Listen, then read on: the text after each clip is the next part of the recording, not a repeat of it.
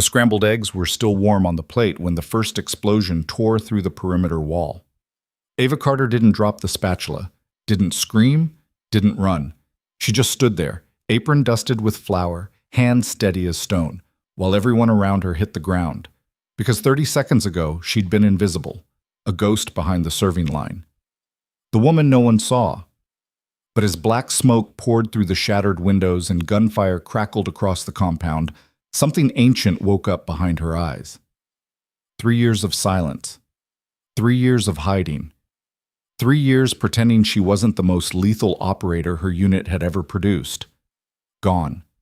Because when 13 of the deadliest soldiers in the world get dragged into the dark, someone has to become the monster again. And she'd been waiting. Before we dive in, if you're here for the full story, stay until the end.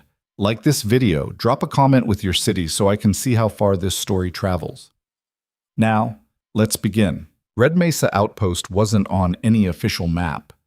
43 miles into the Sonoran Desert, buried beneath heat haze and dust storms, it existed in the kind of silence governments paid good money to maintain. No press, no visitors, no questions, just operators. And Ava Carter, who served them eggs every morning at 0600.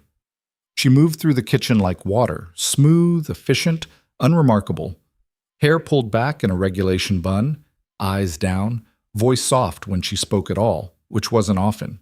The kind of woman you'd pass in a hallway and forget before you reached the next door. That was the point. "Morning, Carter." Sergeant First Class Devin Hayes dropped his tray on the counter, grinning that easy grin he wore like armor. 6'2", shoulders like a linebacker, tattoos crawling up both forearms. He'd been at Red Mesa for 8 months and still hadn't learned to say please. Ava slid 2 eggs onto his plate without looking up. "Morning." "You ever smile?" Hayes leaned against the counter. "Just once? I got money riding on it." Behind him, Corporal Raines snorted. "Leave her alone, man. She's got a system." "System." Hayes shook his head. "She's a robot, I'm telling you." Ava added toast, hash browns, kept her face neutral. "Anything else?" "Yeah." Hayes winked. "Your number." Raines grabbed him by the shoulder. "Come on, Romeo. Let the woman work." They moved off, trays in hand, voices fading into the mess hall buzz. Ava exhaled slowly. 3 years of this. 3 years of Devin Hayes and 100 others just like him. Good soldiers, loud, confident, utterly convinced the world revolved around them. None of them knew. None of them could know. She cracked another egg against the griddle, watching the white spread and sizzle. Simple. Predictable. The yolk stayed center if you did it right. Not like the last time. Not like Kandahar. Her hand tightened on the spatula. Don't. But the memory was already there. Hot sand under her boots, the weight of the rifle, the target in her scope. The split-second decision that had saved 12 lives and destroyed one. The wrong one. Her throat tightened. The egg hissed on the griddle. She flipped it. Perfect. Clean. "Carter!" Master Sergeant Booker's voice cut through the kitchen noise. He stood in the doorway, coffee in hand, eyes tired but sharp. 46 years old, 22 in service, 3 combat deployments. He'd seen everything twice, including her. "Yeah, Sarge. Supply truck's coming in at 0800. Need you to sign off on the delivery." "Copy." He nodded, started to turn, then stopped. "You good?" Ava met his eyes for exactly 2 seconds. Not long enough to seem evasive, not short enough to seem guilty. Always. Booker held her gaze a moment longer, then grunted and walked away.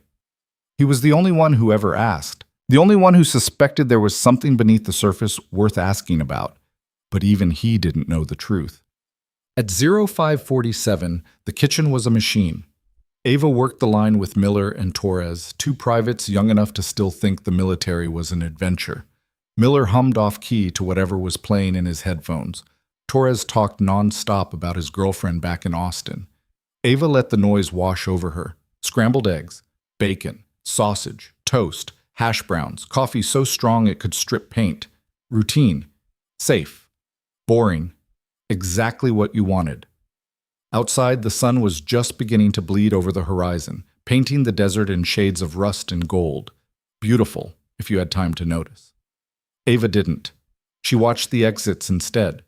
2 doors, one north leading to the main corridor, one west leading to the loading bay, both with push bar handles, both unlocked during operating hours. A habit she'd never broken. Always know the way out. "Yo, Carter," Torres nudged her with an elbow. "You hear about the new team coming in?" "No."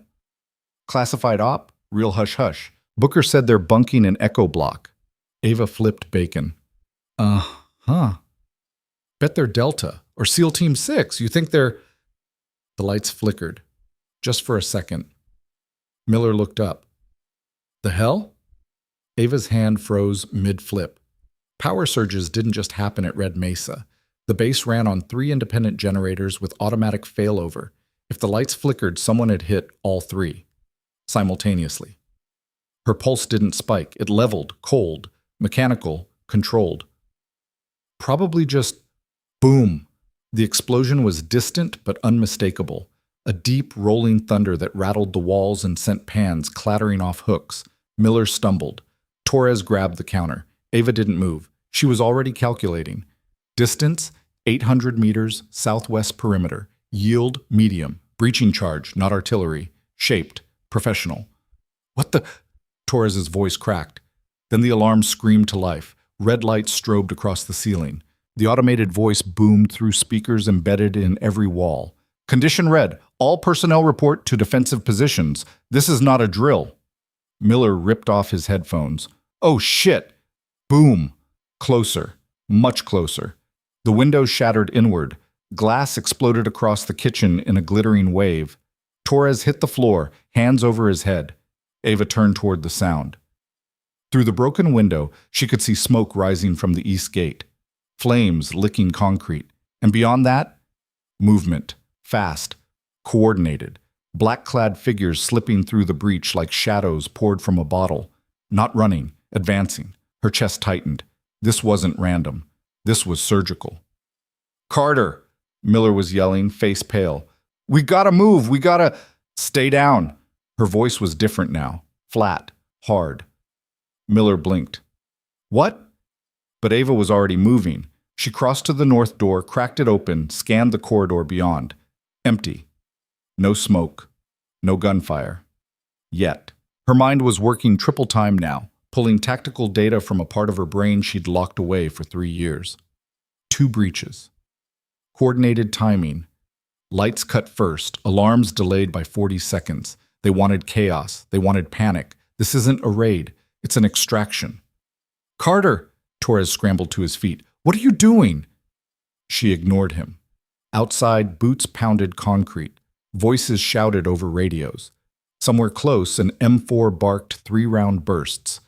Ava moved back to the window, staying low, eyes scanning.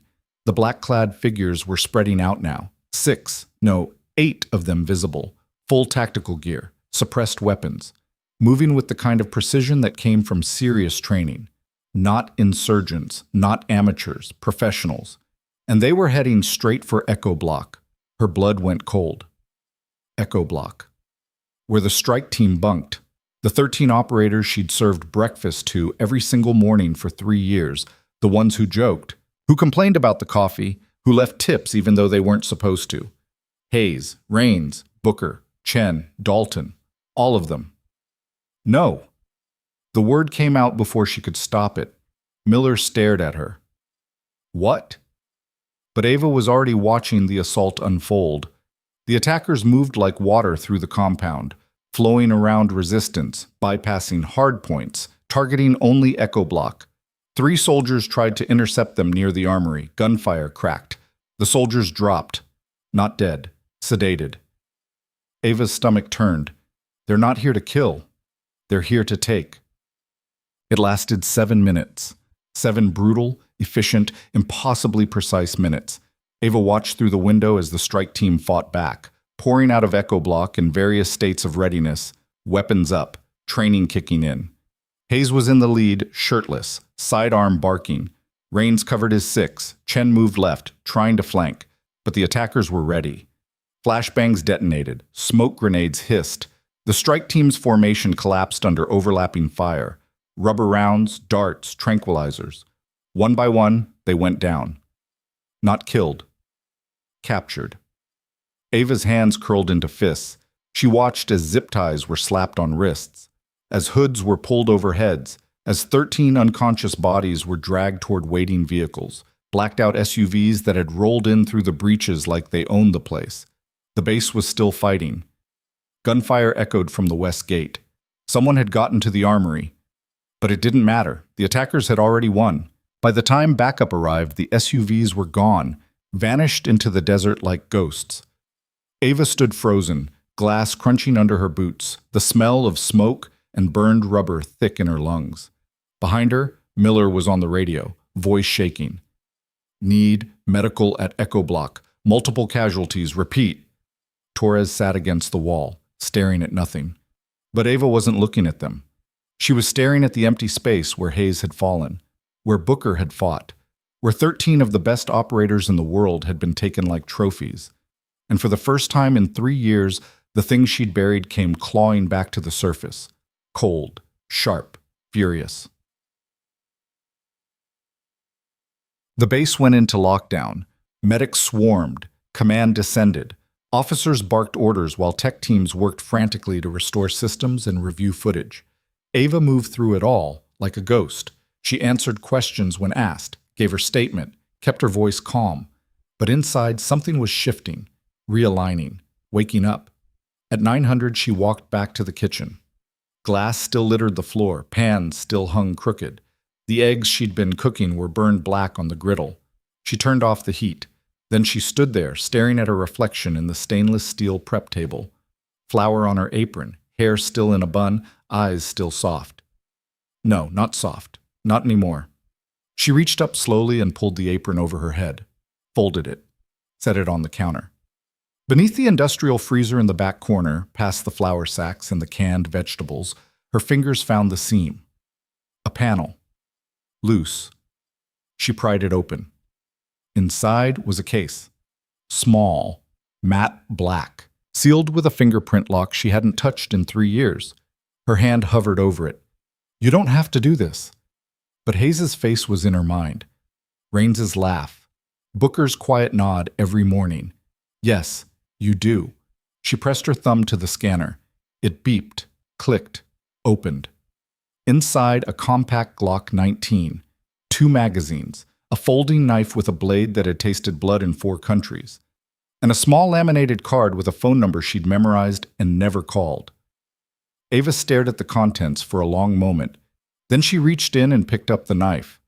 The weight was familiar, comforting, wrong. She closed the case, slid it back into its hiding place, replaced the panel. But she kept the knife, and when she straightened, her posture was different. Shoulders back, spine straight, eyes sharp. Not the cook, not anymore. At 1100, Command held a briefing in the main conference room. Ava wasn't invited, but she went anyway. She slipped in through the back, staying against the wall, unremarkable in her kitchen whites. No one looked at her. No one ever did. Colonel Vance stood at the front, jaw tight, eyes hard. Confirmed 13 personnel taken, all members of Strike Team Phantom. No fatalities on either side, but 6 additional personnel are in medical with non-lethal injuries. A major raised his hand. Intel on the attackers? Limited. Footage shows 8 hostiles, full tactical gear, professionally trained. They knew our layout, our schedules, our weak points. Silence. Someone in the third row spoke up. Sir, are we looking at insider intel? Yes. Vance's voice was ice. We're conducting a full internal review. Every communication, every access log, someone fed them our data. Ava's jaw tightened. Betrayal. What about the strike team? Another voice. Do we have a location? Negative. Vehicles went dark immediately. No trackers, no signals. They're off the grid. So we just... what? Wait? Vance's fists clenched on the podium. We're coordinating with higher command. JSOC is being notified. We will get them back. But his voice wavered. Just slightly. Just enough. Ava saw it. He didn't believe it. None of them did. Because everyone in that room knew the truth. If the strike team disappeared into the black, if they were moved to a secondary location, sold, executed, They'd never be found. The briefing continued, but Ava stopped listening. She was already doing the math. 13 operators. Taken at 0600. Transported immediately. Assume 2-hour drive time max. They'll need a secure location. Isolated, defensible, off registry. Her mind pulled up maps. Terrain, old intel from missions she wasn't supposed to remember. There, an abandoned facility in the San Rafael Mountains, 40 miles north. Used to be a listening post during the Cold War. Decommissioned in 91, officially demolished in 98, officially. But she'd seen the satellite photos 2 years ago during a different op. The buildings were still there. Perfect for holding prisoners short term. 24 hours. That's all they had. After that, the strike team would be moved. Or worse. She turned and slipped out of the briefing. No one noticed. At 1400, Ava accessed a terminal in the communications hub. It should have been locked. It wasn't, because 6 years ago, she'd been the one who installed the security protocols. And she'd left herself a back door, just in case. Her fingers flew across the keyboard. Password bypasses, encryption cracks, access codes she'd memorized and never forgotten. Within 3 minutes, she had what she needed. Satellite imagery updated as of this morning. The San Rafael facility. Heat signatures. 14. Her breath caught. 13 prisoners. 1 guard rotation. They were there. She pulled the data, burned it to a thumb drive, wiped her access logs, and logged out. Total time, 4 minutes. No alarms, no flags. She pocketed the drive and walked out. At 1600, Colonel Vance's office door was locked. Ava knocked anyway. Silence. She knocked again. It's occupied. Vance's voice, tired, strained. Sir, it's Carter, from the kitchen. A pause. Then the lock clicked. The door opened. Vance stood there in his undershirt, collar unbuttoned, face gray with exhaustion. He looked at her blankly. Carter? Sir? What do you need? Ava stepped inside, closed the door behind her. I know where they are. Vance blinked. What? She pulled out the thumb drive, set it on his desk. San Rafael facility, 40 miles north. 14 heat signatures as of 2 hours ago. 13 prisoners, 1 guard rotation. Vance stared at the drive like it was a live grenade. How the hell... Does it matter? His eyes snapped up, sharp now, focused. Who are you? Ava met his gaze, and for the first time in 3 years she let him see. Not the cook, not the invisible woman, something older, harder, forged in sand and blood. Vance's expression changed. Oh my God! He reached for the drive, hesitated. If I plug this in, if this is real, it's real. Then we need to move now. I'll contact JSOC, get a team mobilized. There's no time. Vance froze. What? They'll move the prisoners by dawn. You contact JSOC, you're looking at 6 hours minimum for approval, another 4 for deployment. By then, the strike team is gone. So what are you suggesting? Ava pulled the knife from her pocket, set it on the desk next to the drive. I go. Alone. Tonight. Vance stared at her. Then he laughed. Not humor, disbelief. You're a cook. No. Ava's voice was flat, cold. I'm not. The laughter died. Vance looked at her, really looked, and something shifted behind his eyes. Recognition. Or maybe just fear. Who were you? Ava didn't answer. She just picked up the knife and walked to the door. Wait. Vance grabbed her arm. She looked down at his hand. He let go. You can't do this alone. Yes, I can. Carter, those men were taken on my watch. Her voice was quiet, steady. I'm bringing them back. Vance opened his mouth, closed it.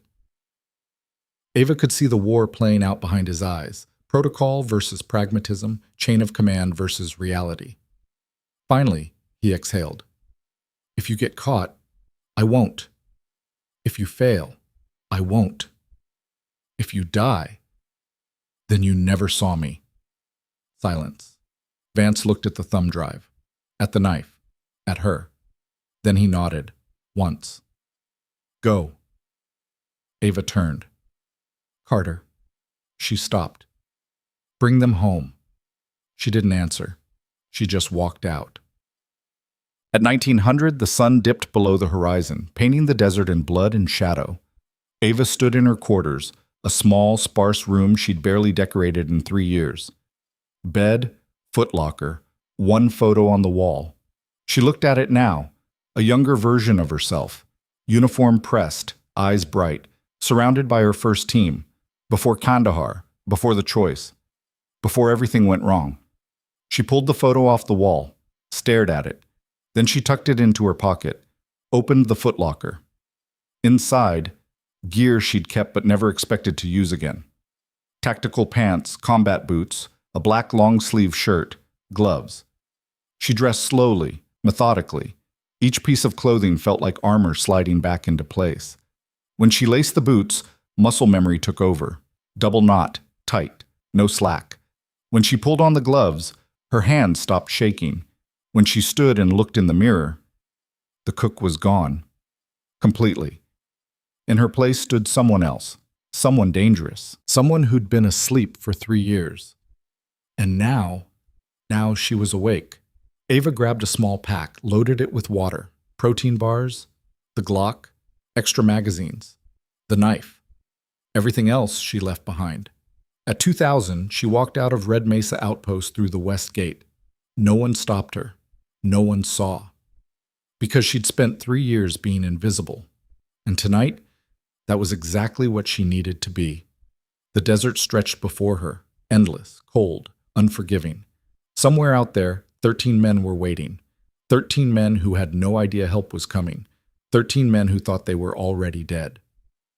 Ava adjusted the pack on her shoulders, started walking, and behind her, the lights of Red Mesa faded into the dark. The desert at night was a different world.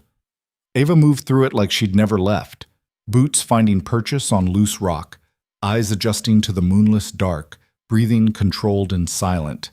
The temperature had dropped 30 degrees since sunset. Her breath came out in small clouds that vanished as quickly as they formed. 40 miles. On foot, carrying 20 pounds of gear, across terrain that wanted to kill you. Most people would call it impossible. Ava called it Tuesday. She'd done worse. In worse places. With worse odds. The memory surfaced before she could stop it. Helmand Province, 2019. 72 hours behind enemy lines with nothing but a sidearm and a radio that didn't work. She'd walked out with intel that had saved 200 lives and the blood of 16 men on her hands. She pushed the thought away. Focus. The San Rafael facility was northwest. She'd memorized the route from the satellite data, straight line through the valley, then up into the foothills where the old listening post sat like a concrete tumor on the mountainside. No roads, no trails, just rock and scrub and the occasional rattlesnake. Perfect. Because roads meant exposure, trails meant predictability, and Ava needed to be neither. She checked her watch. 20:47 hours. If she maintained pace, she'd reach the facility by 0200. That gave her an hour to surveil, plan, and execute before the guard rotation changed at dawn. Tight, but doable. Her legs settled into a rhythm, steady, efficient, eating up distance. The pack barely registered. The Glock pressed against her lower back like an old friend, and for the first time in 3 years, Ava felt something she'd almost forgotten. Purpose.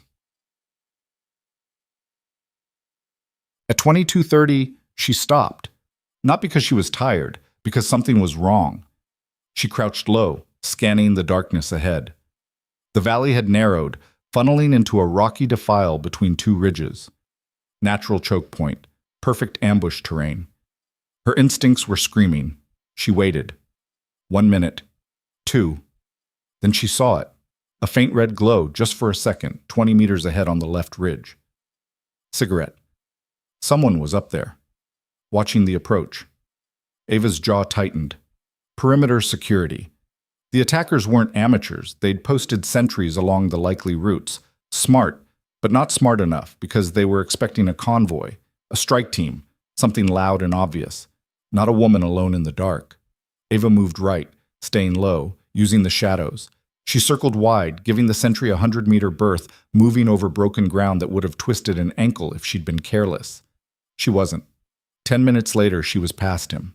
The cigarette glow faded behind her. But now she knew.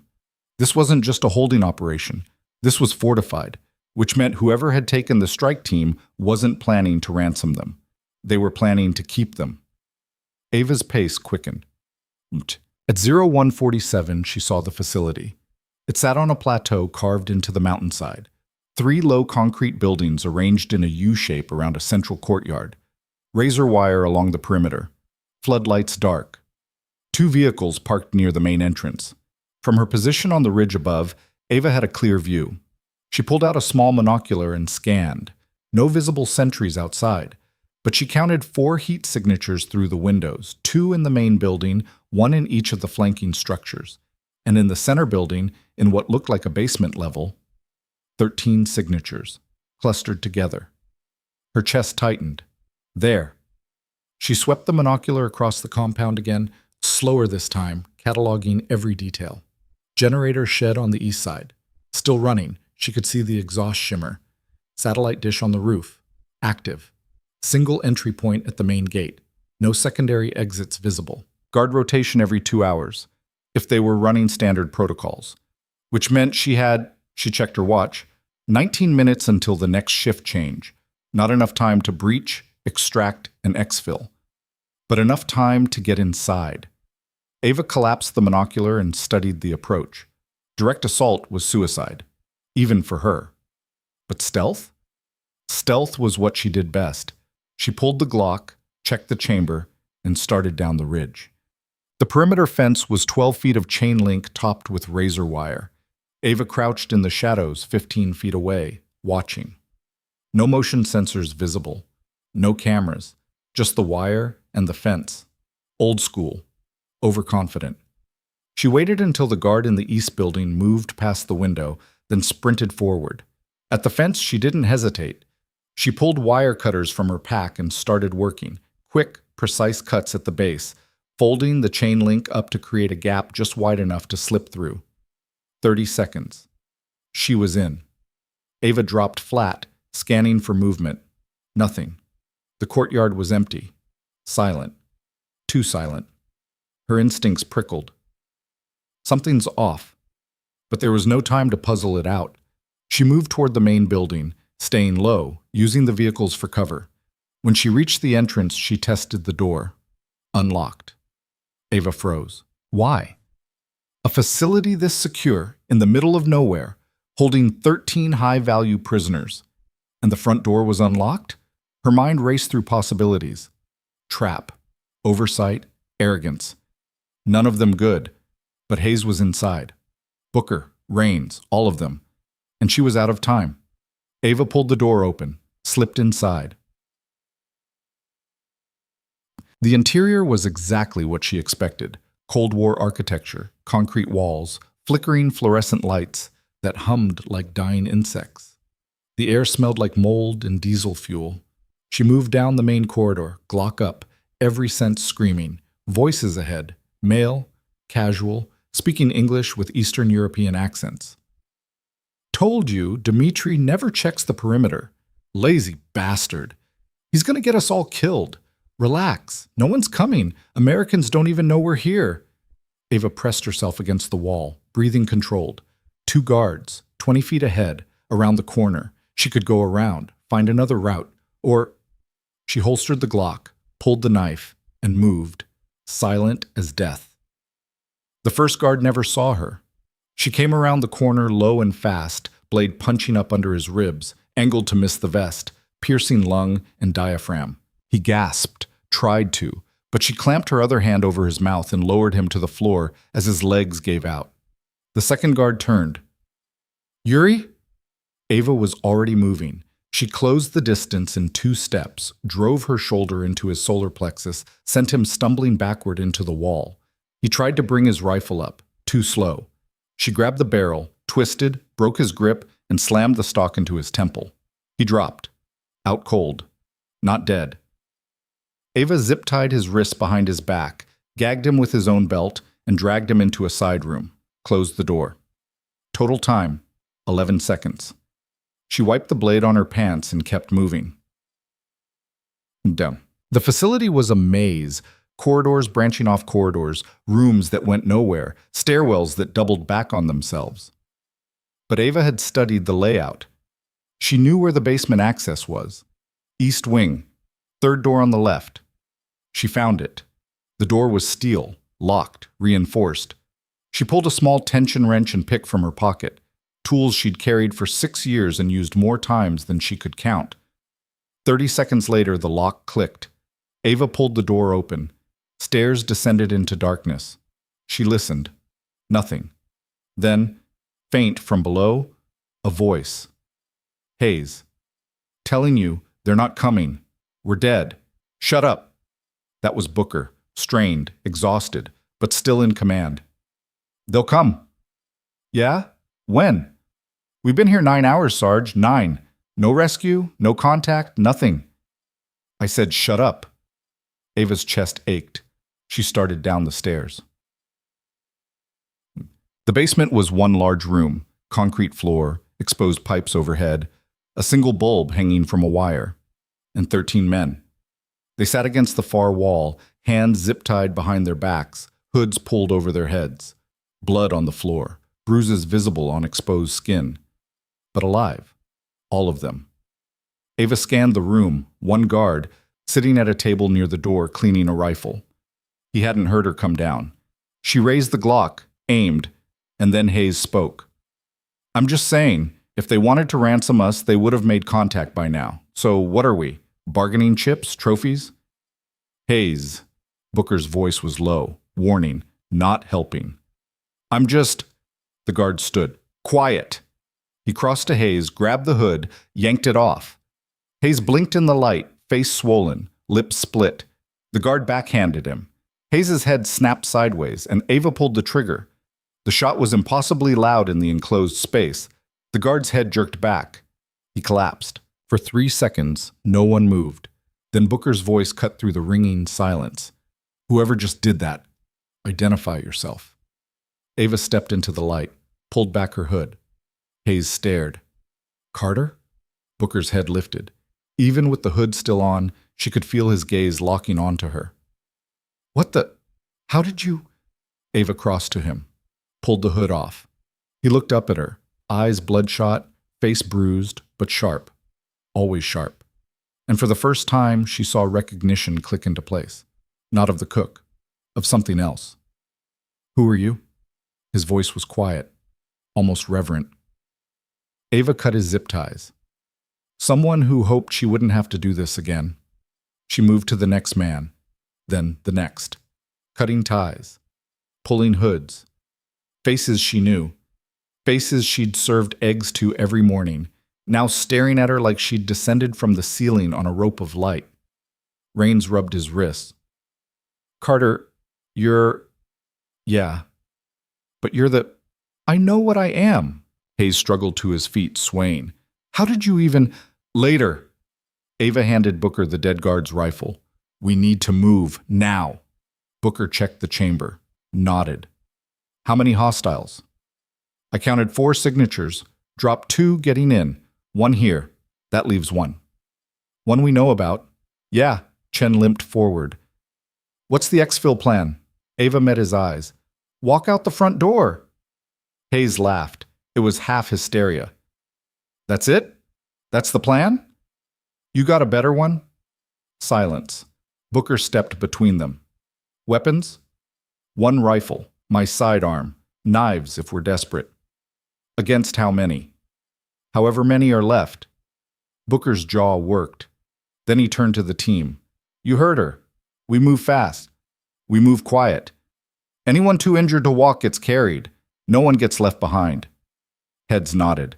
Dalton raised a hand. Sarge? What? Who the hell is she? Booker looked at Ava. She looked back, and something passed between them. Understanding, respect, maybe even fear. Someone we should have listened to a long time ago. Booker chambered around. Now let's move. They took the stairs in pairs, Ava on point, Booker covering the rear. The corridor at the top was still empty. Ava signaled a halt, scanned both directions, clear. East exit, 50 meters, stay tight. They moved. 13 men, most of them injured, trying to stay silent in boots that echoed on concrete. It should have been impossible, but these were operators. The best. They made it 30 meters before the alarm went off. A piercing wail that split the air like a knife. "Contact!" someone yelled from deeper in the facility. Gunfire erupted. Rounds punched through the walls, spraying concrete dust. "Move!" Booker roared. They ran.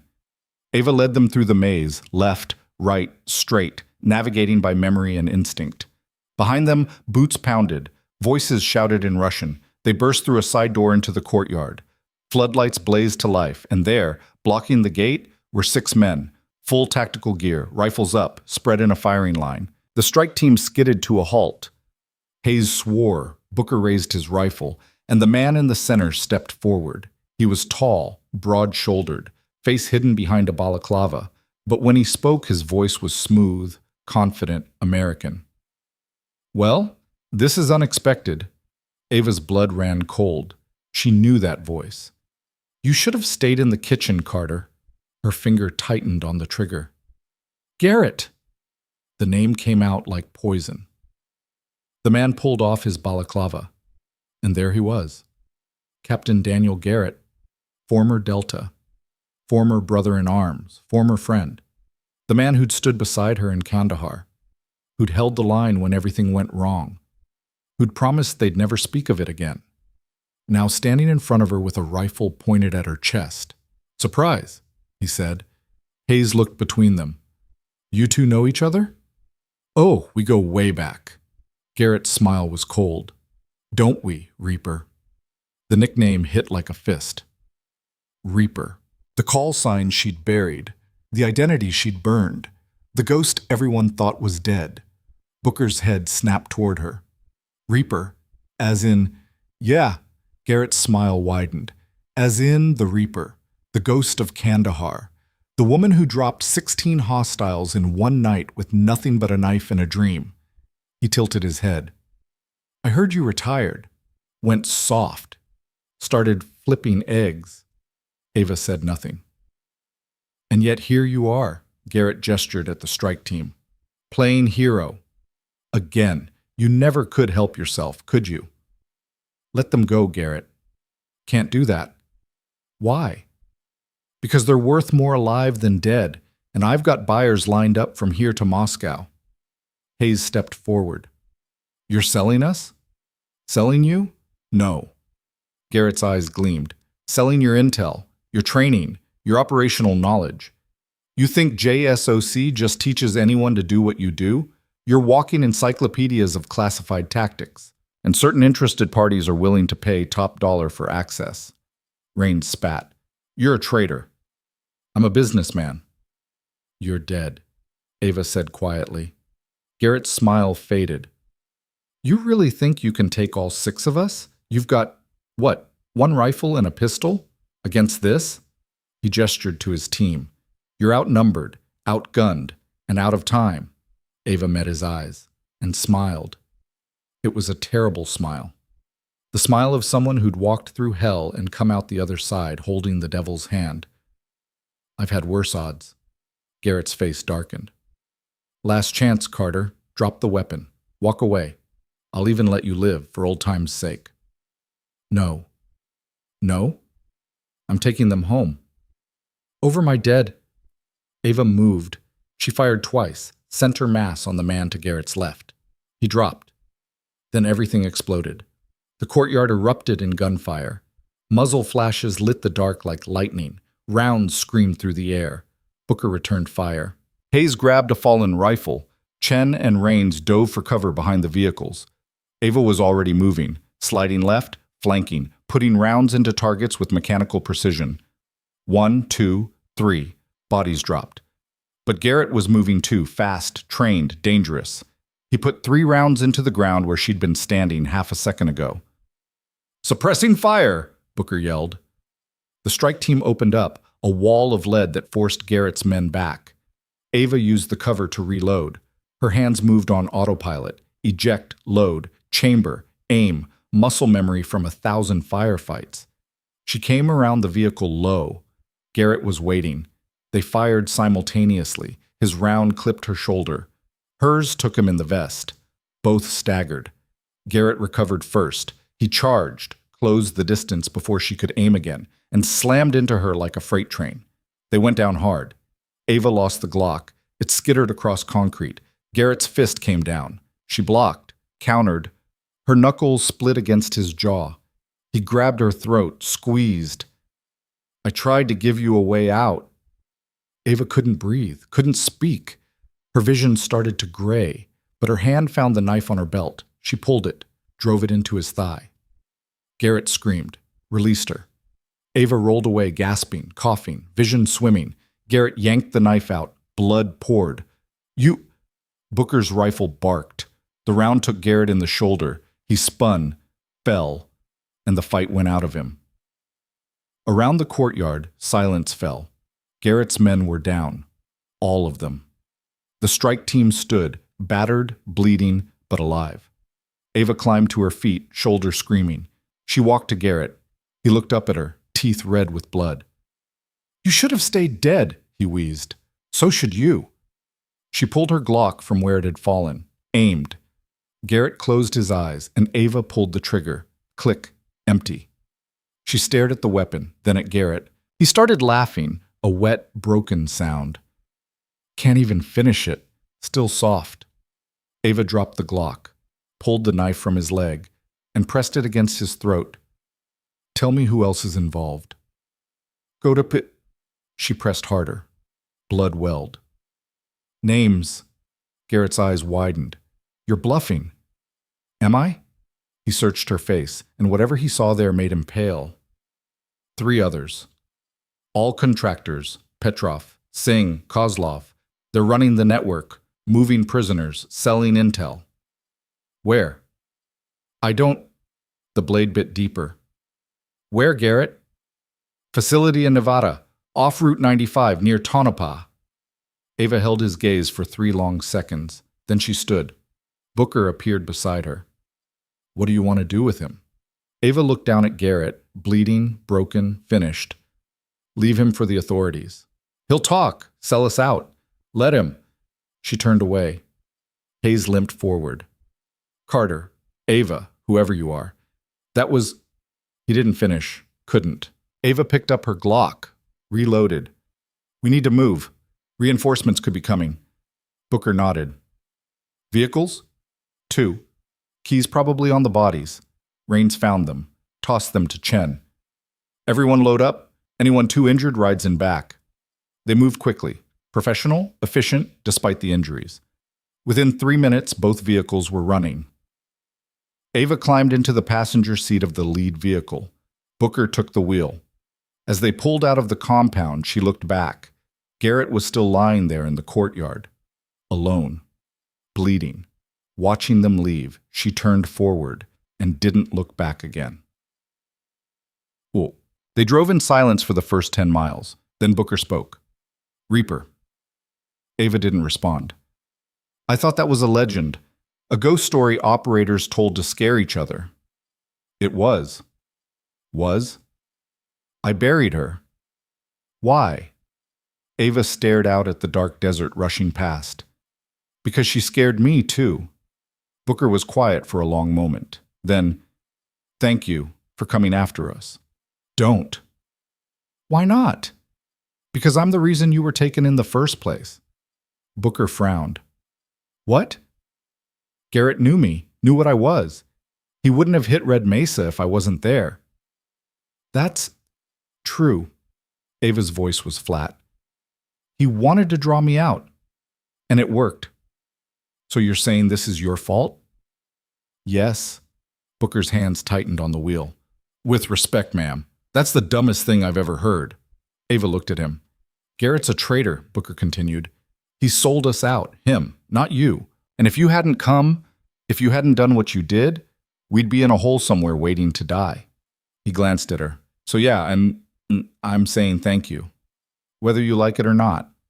Ava's throat tightened. She looked away. You're welcome. Tab. They reached Red Mesa as the sun broke over the horizon.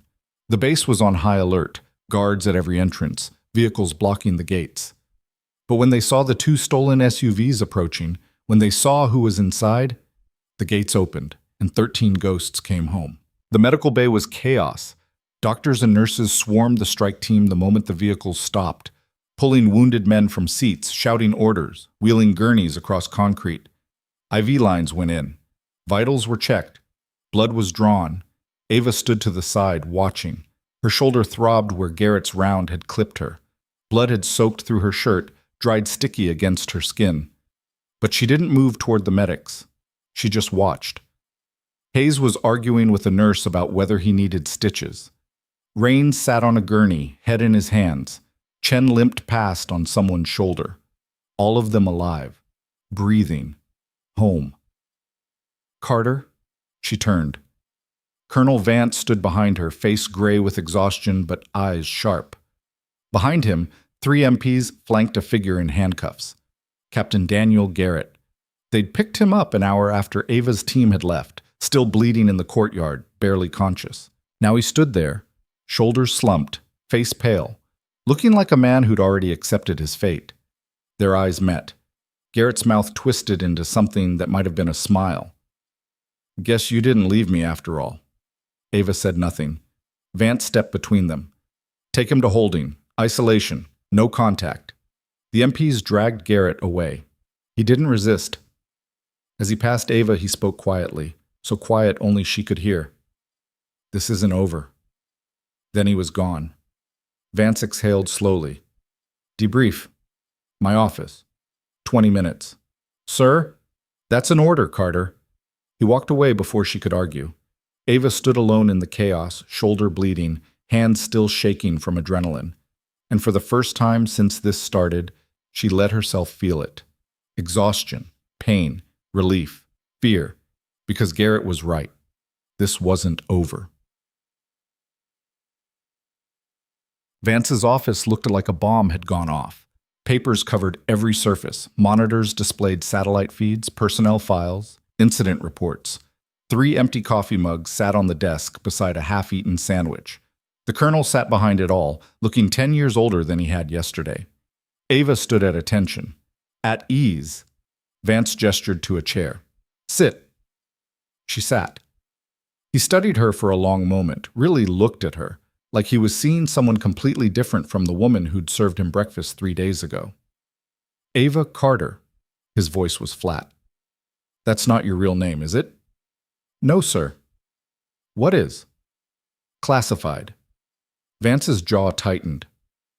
"I just watched you infiltrate a fortified position alone, extract 13 prisoners, and kill 6 hostiles.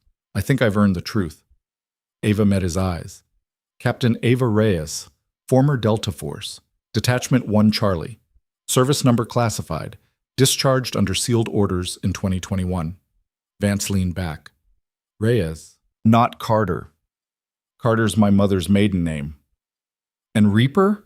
The call sign hung in the air between them. Ava didn't flinch. "Operational designation, Kandahar, 2019. The Kandahar incident." Vance's eyes widened. "The one that's still redacted? Where an entire Taliban cell disappeared overnight and no one will say how." "That's the one." "How many?" 16 confirmed, 3 probables. "And you did that alone?" "I had support on exfil, but the wet work..." She paused. "Yeah, alone." Vance was quiet for a long moment. Then, "Why'd you walk away?" "Because one of them wasn't Taliban." The words came out harder than she intended. Vance frowned. "What?" "Intel was bad. Photos were old. Someone in the cell looked like the target, but wasn't." Ava's hands clenched. "By the time I realized, he was already down. Turned out he was a civilian. Wrong place, wrong time, wrong face." "That's not your fault." "Doesn't matter. I pulled the trigger." She looked away.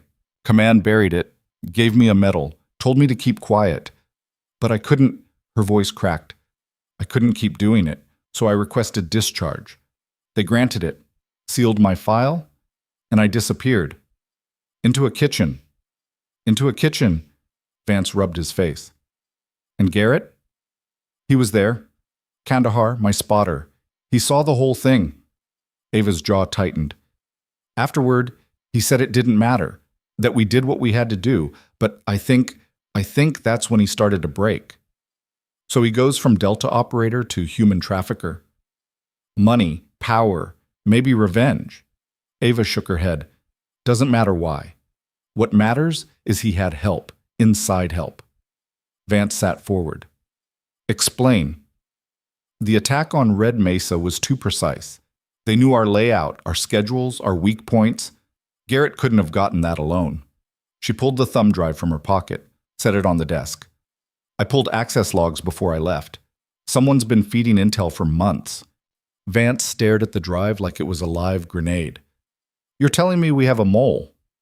Yes, sir. Do you know who? Not yet, but I will. Vance picked up the drive, turned it over in his hands. If this is true, if someone here sold us out, this goes way beyond Red Mesa. His eyes lifted.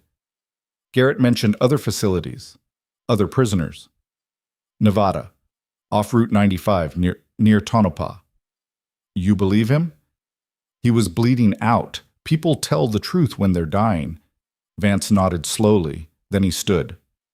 I'm contacting JSOC. Full investigation. Every access log, every communication, every person on this base gets vetted. That'll take weeks. Then it takes weeks. By then, whoever's running this will be gone. Vance's eyes narrowed. What are you suggesting? Ava stood. Let me find them. You're a civilian, Carter. Reyes, whoever you are. I can't authorize. You already did, the moment you let me walk out that gate. Silence. Vance and Ava stared at each other across the desk. Finally, the colonel exhaled. If you do this, if I look the other way, you're on your own. No backup, no support, no extraction if it goes sideways. I know. And if you're caught, you never saw me. Vance's mouth twitched, almost a smile. I'm starting to see why they called you Reaper. Want. The holding cells were in the basement of the command building. Concrete walls, steel doors, no windows. Garrett sat in the corner of cell 3, wrists still cuffed, face bruised and swollen. He looked up when the door opened. Ava stepped inside. The guard closed the door behind her, locked it. They were alone. Garrett's smile was bitter. Come to finish the job? Ava pulled a chair over, sat down facing him. Who else is involved? I already told you. Not the buyers, the sellers. Who on this base is feeding you intel? Garrett laughed. It was an ugly sound. You think I'm going to give that up? You think I'm stupid? I think you're looking at 20 years in Leavenworth, maybe life, and I think you're smart enough to know cooperation is your only play. Cooperation. Garrett spat blood. That what you call this? Storming in here, threatening me? I'm not threatening you. No? Ava leaned forward. I'm offering you a choice. Give me the name and I put in a word with Jag. Maybe you get a deal. Maybe you see daylight again before you're 60. She paused. Or don't.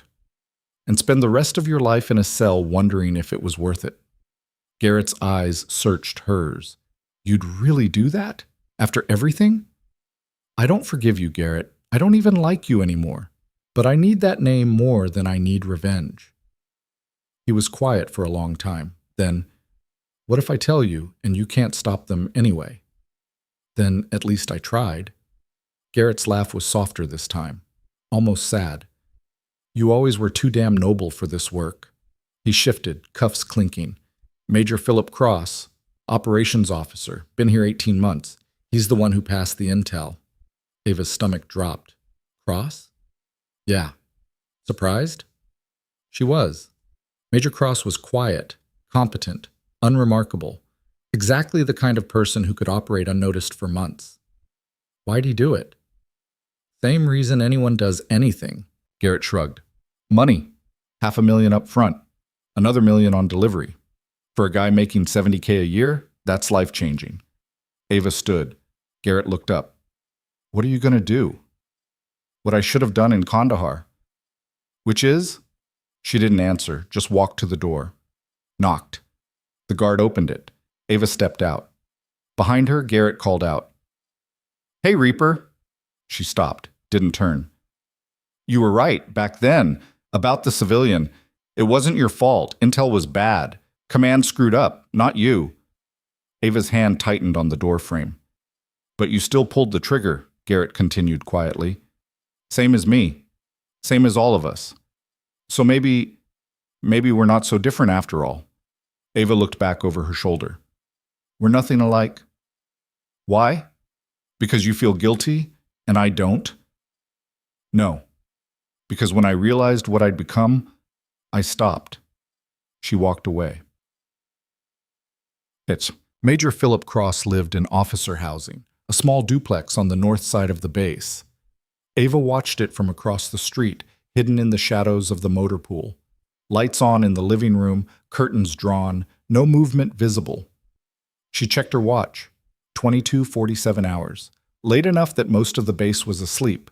Early enough that Cross might still be awake.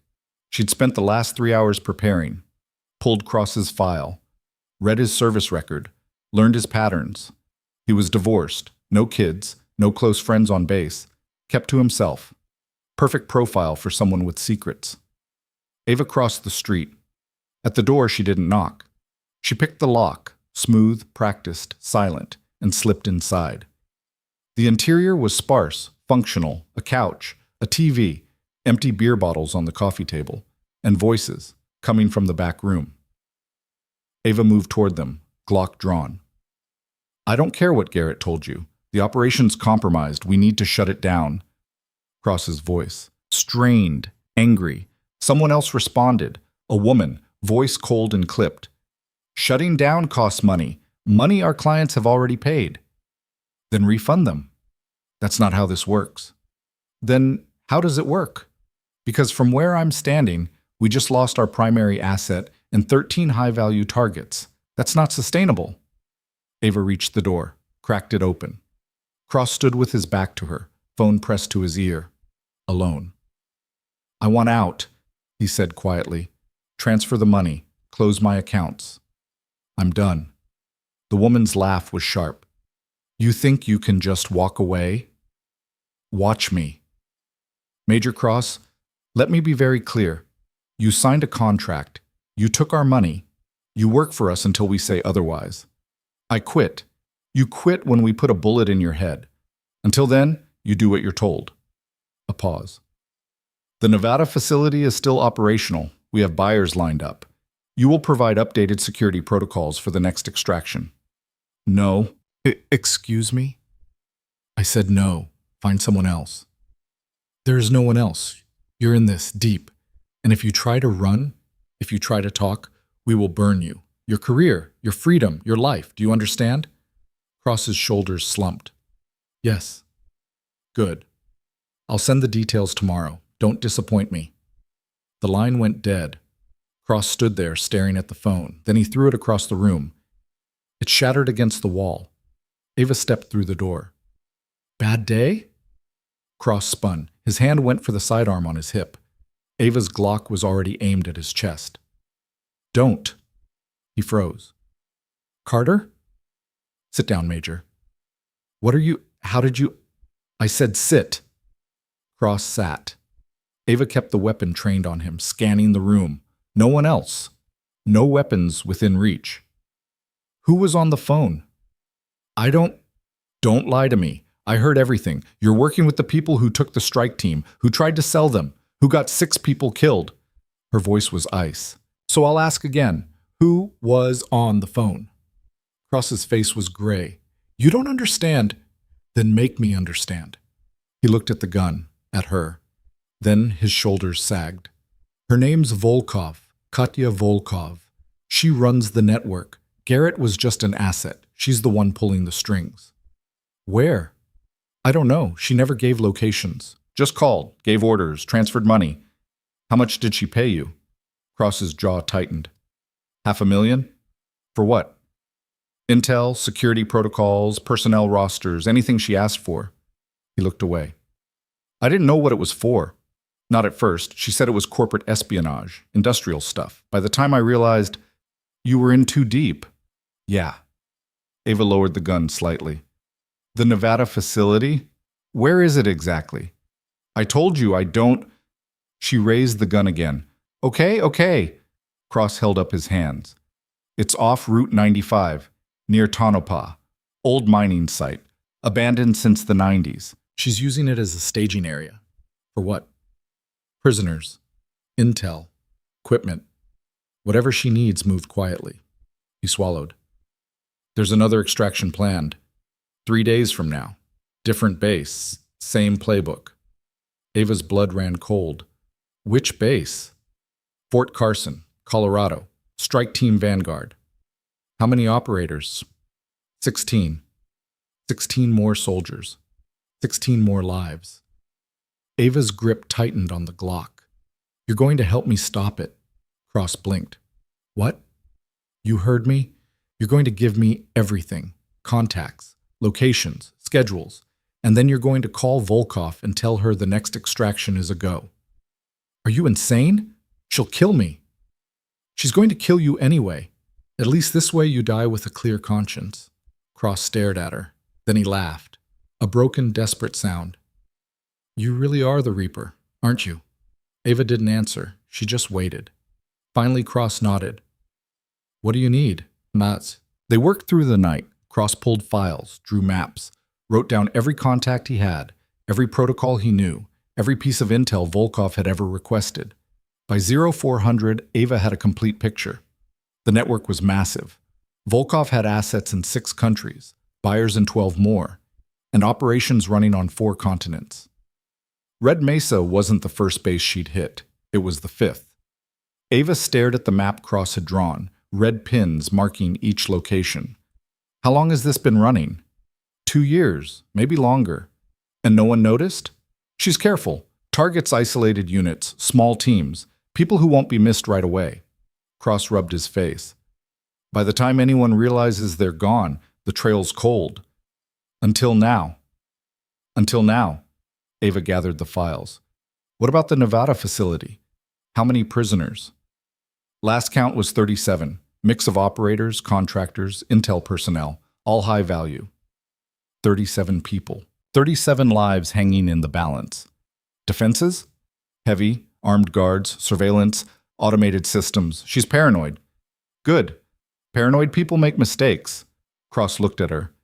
You can't take that place alone. Watch me. I'm serious. You walk in there, you die. Simple as that. Ava met his eyes. Then I guess I better not walk. Bad. At 600, Ava stood in Colonel Vance's office again. She'd dropped the files on his desk 20 minutes ago, explained everything, laid out the entire network. Now Vance sat behind his desk, face pale, hands shaking as he turned pages. This is... He couldn't finish. Bigger than we thought, Ava said quietly. Yeah. 37 prisoners, multiple facilities, international buyers. Vance looked up. This isn't just trafficking. This is a national security crisis. Yes, sir. I need to contact the Pentagon, JSOC, FBI. This needs a full task force. There's no time. Vance stopped. The Nevada facility is active now. If we wait for approvals, for bureaucracy, for committees, those prisoners die. Or worse. So what are you proposing?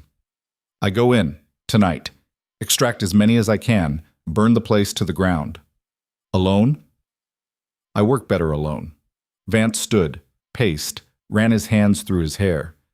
You're asking me to authorize an unsanctioned raid on domestic soil. I'm not asking for authorization. Then what? Permission to fail. The words hung in the air. Vance stared at her. Then he laughed, sharp and bitter. You're insane. Probably. You'll get yourself killed. Maybe. And if you succeed, if you actually pull this off, it'll be the biggest shitstorm this base has ever seen. Congressional hearings, Inspector General, media circus. I know. Vance stopped pacing, looked at her. Why are you really doing this? Ava was quiet for a moment, then, because 3 years ago, I killed a man who didn't deserve it. And I've been running ever since, from the guilt, from the responsibility, from who I used to be. She met his eyes. But I'm done running. If there's even a chance I can save those people, bring them home, then I have to try. Not for redemption, not for forgiveness, but because it's the right thing to do. Vance held her gaze. Then he sat down, pulled out a piece of paper, scribbled something. He slid it across the desk. A phone number. What's this? Backup. When things go sideways, you call that number. They'll get you out. Who are they? People who owe me favors, people who don't ask questions. He leaned back. You're not going in completely alone. Not on my watch. Ava picked up the paper, memorized the number. Thank you. Don't thank me yet, just... Vance's voice cracked. Come back alive. She nodded and walked out. What? The armory was supposed to be locked, but Booker had left it open. Ava found him inside, checking over a rifle, hands moving with the practiced efficiency of a man who'd done this 1,000 times. He looked up when she entered. Figured you'd show up eventually. You were supposed to be in medical. I was. They cleared me. He set down the rifle, picked up another, held it out to her. HK 416, suppressed, zeroed at 200 meters, 3 mags. Ava took it, felt the weight, the balance. Perfect. Booker, you're going after the Nevada facility, I know. How? Because I would too. He grabbed a tactical vest, started loading it with magazines, flashbangs, zip ties. And because Hayes can't keep his mouth shut, he heard cross-talking. Ava's jaw tightened. I'm going alone. No. That's not a request. Neither is this. Booker turned to face her. You saved our lives, walked into hell alone and dragged us out. Now it's our turn. Your turn to what? Return the favor. Footsteps echoed in the corridor outside. Hayes appeared in the doorway. Then Raines, Chen, Dalton, Torres, all of them. The entire strike team. Battered, bruised, bandaged, but armed. Ready. Ava stared. Hayes grinned. You didn't think we'd let you have all the fun, did you? You're injured. So are you. Raines nodded at her shoulder, still wrapped, still bleeding through. This is different. Yeah. Booker stepped forward. This time, you're not alone. Ava looked at them, these men she'd served breakfast to every morning for 3 years. These soldiers who'd never really seen her until she'd pulled them from the dark. Now they were here. For her. Her throat tightened. I can't ask you to do this. You're not asking. Hayes checked his rifle. We're volunteering. This isn't your fight. Like hell it's not. Chen's voice was quiet but hard. They took us. They beat us. They tried to sell us like cattle. And there are 37 more people in that place going through the same thing. He met her eyes. So yeah, this is our fight. Booker put a hand on her shoulder. We're a team, Reaper. All of us. And teams don't leave each other behind. Ava looked at each of them in turn, saw the determination, the loyalty, the trust. And something inside her, something that had been broken since Kandahar, started to mend. Okay, she said quietly. Okay? Hayes whooped. Booker smiled. And for the first time in 3 years, Ava felt like she was exactly where she was supposed to be. Not alone, not hiding, but with brothers and sisters who would walk into fire beside her. Gear up, she said, voice stronger now. We leave in 2 hours. And we're bringing everyone home. The team scattered, grabbing weapons, loading vests, prepping equipment. Ava stood in the center of the armory, watching them work, and smiled. The hunt was on. The convoy rolled out at 2200 hours, 3 blacked-out SUVs moving through the desert like shadows. No lights, no radio chatter, just the hum of engines and the crunch of tires on dirt roads that hadn't seen traffic in years. Ava sat in the lead vehicle, eyes on the horizon. Beside her, Booker drove with the steady focus of a man who'd done 100 missions just like this. Behind them, the rest of the team was split between the other 2 vehicles, locked and loaded, silent and ready. They'd spent the last 2 hours planning, maps spread across tables, satellite photos analyzed, entry points marked, fallback positions identified. It was textbook, professional. Exactly the kind of operation Ava had run a dozen times before. Except this time, it wasn't just her life on the line. ETA 15 minutes. Booker's voice was quiet. Ava nodded. Her fingers drummed against the rifle in her lap. The HK 416 Booker had given her. Familiar weight, familiar comfort. But her mind was elsewhere, 37 prisoners, unknown number of hostiles, one shot to get this right. You good? Booker glanced at her. Yeah. You don't look good. I'm fine. Reaper, I said I'm fine. Silence settled between them. Then Booker spoke again, softer this time. What happened in Kandahar, the civilian you mentioned, that wasn't on you. You know that, right? Ava's jaw tightened. We're not doing this now. When then? Because you're about to walk into another firefight carrying guilt that isn't yours. Booker, you made a call based on bad intel. That's on command, not you. I pulled the trigger. Following orders. Doesn't matter. It does. Booker's hands tightened on the wheel. I've been doing this for 22 years. You know how many times I've had to make split-second calls? How many times I've wondered if I got it right? He glanced at her. We all carry ghosts, every single one of us, but you can't let them drive. Not tonight. Ava stared out the window at the dark desert rushing past. What if I get it wrong again? Then we deal with it. Together. Booker's voice was steady. But you won't. Because you're the best damn operator I've ever seen, and I've seen a lot. She looked at him. He kept his eyes on the road, but his mouth quirked into a small smile. Plus, you made me really good eggs for 3 years. Figure I owe you one. Despite everything, Ava laughed. It was short, quiet, but it was real. Thanks, Sarge. Don't thank me yet. Save it for when we're home. Otak. The facility appeared like a scar on the landscape.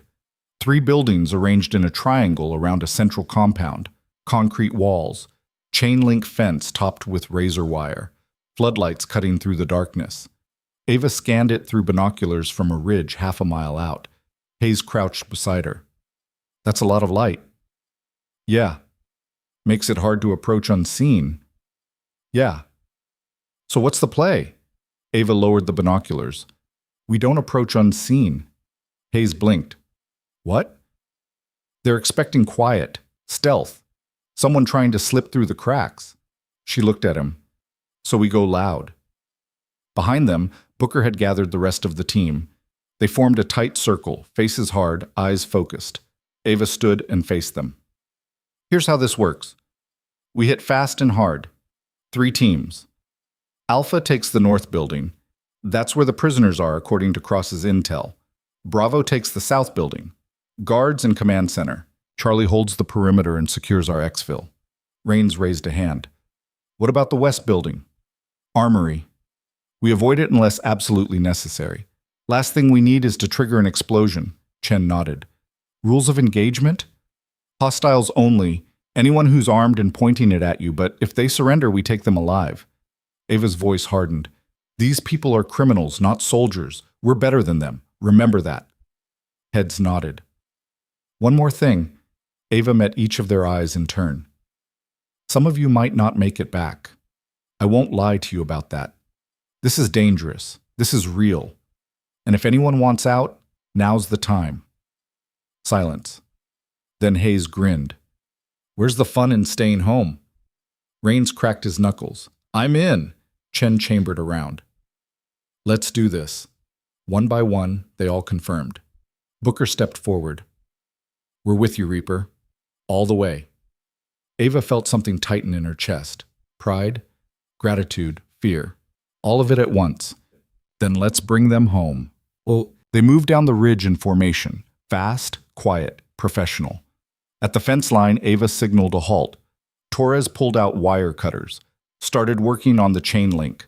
30 seconds later, they had a hole. Alpha team, Ava, Booker, and Chen slipped through first. Bravo team, Hayes, Rains, and Dalton went left. Charlie team, Torres and Miller, held position at the breach.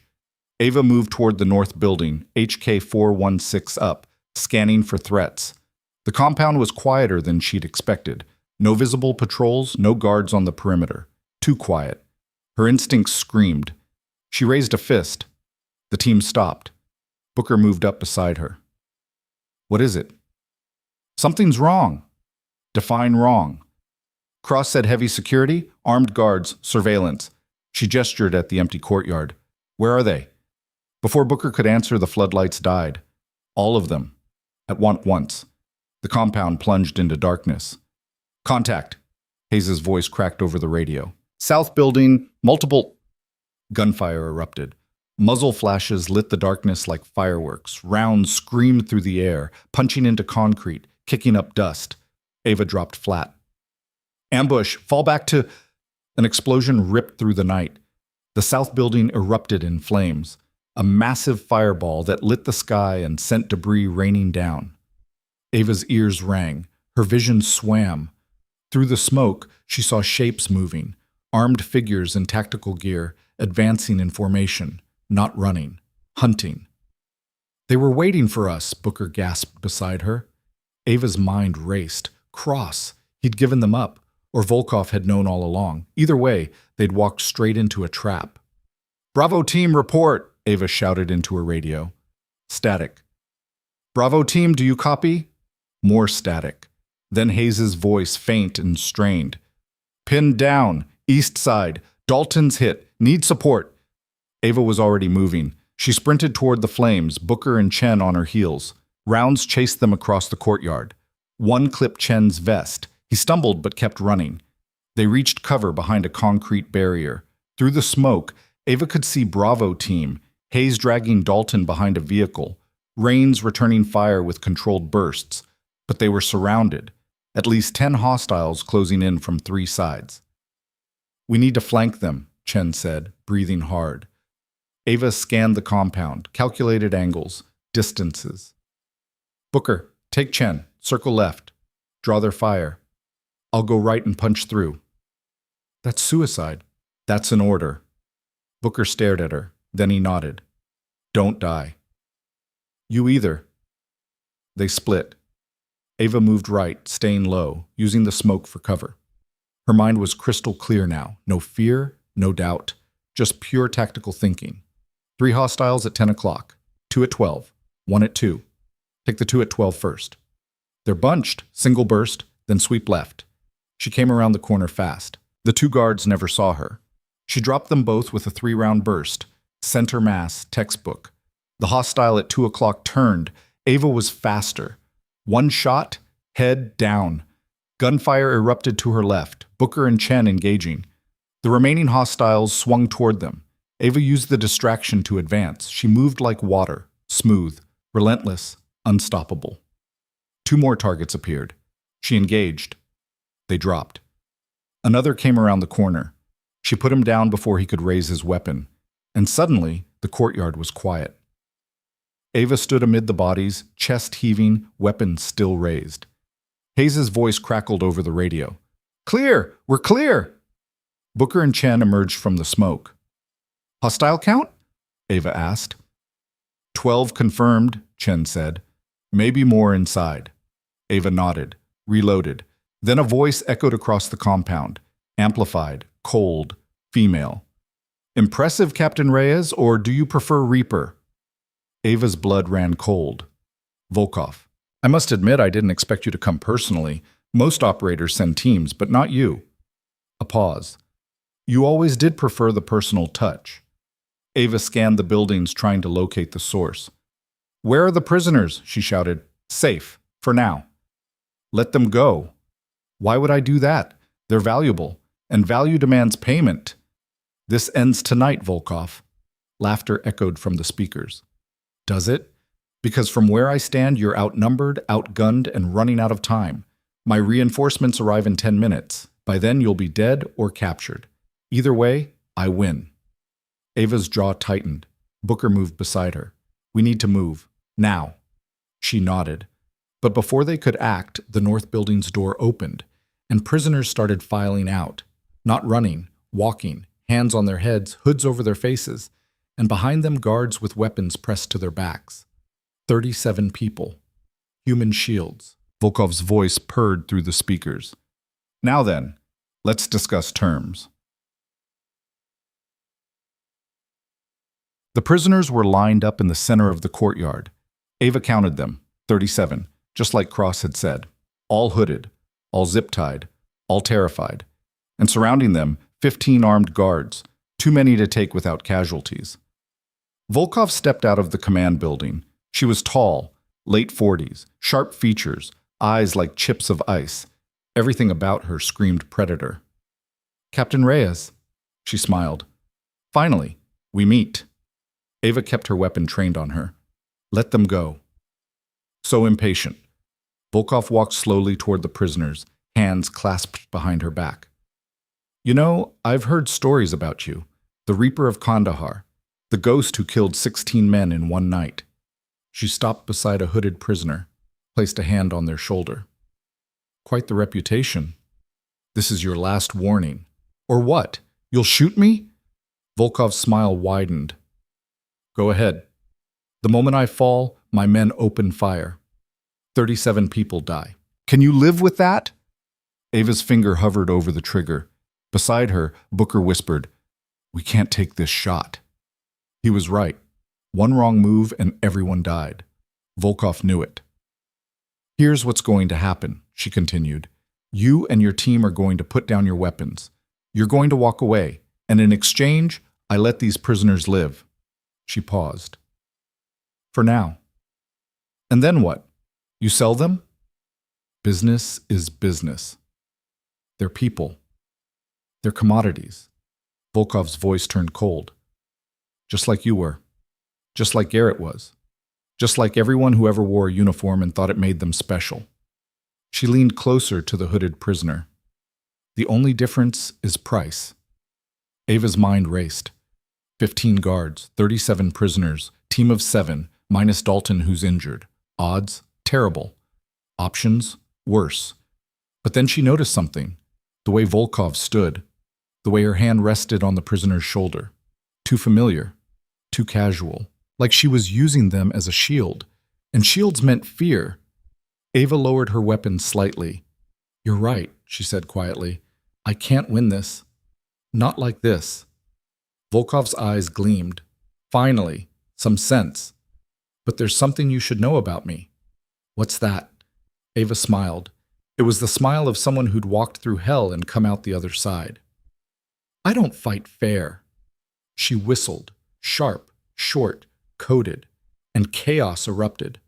Torres and Miller had been circling during the entire conversation, moving through the shadows, positioning themselves behind the guards. Now they opened fire. Suppressed shots, precision targeting. 4 guards dropped before anyone realized what was happening. Ava moved simultaneously, closing the distance to Volkov in 3 long strides. Volkov tried to draw a sidearm, too slow. Ava slammed into her, drove her to the ground, and pressed the HK-416's barrel under her chin. "Call them off." Around the courtyard, the strike team was engaging, controlled bursts, careful aim, avoiding the prisoners. Guards fell. Some surrendered. Others tried to fight and died. In 30 seconds, it was over. Silence fell. Ava knelt on Volkov's chest, weapon steady. "It's over." Volkov's laugh was bitter. "You think this ends with me? I'm one person, one operation. The network is bigger than you can imagine. Then I'll burn it all down." "You can't. You're just one woman." Ava leaned closer. "So were you." She pulled Volkov to her feet, zip-tied her wrists. Booker was already moving among the prisoners, pulling off hoods, cutting ties. Faces emerged, men and women, military and civilian, all of them blinking in the floodlights that had flickered back on. Some cried, some collapsed. All of them were alive. Hayes limped over, supporting Dalton. "We good?" Ava nodded. "We're good." She turned to the freed prisoners. "My name is Captain Ava Reyes. We're U.S. military. You're safe now. We're taking you home." An older man, gray hair, Marine Corps tattoo on his forearm, stepped forward. "How did you... Who sent you?" "No one sent us. We came because it was the right thing to do." The man stared at her. Then he saluted. One by one, the others followed. 37 people standing at attention, honoring the team that had saved them. Ava's throat tightened. She returned the salute. "Let's move out." The convoy back to Red Mesa was crowded. 3 SUVs, now carrying 51 people instead of 7.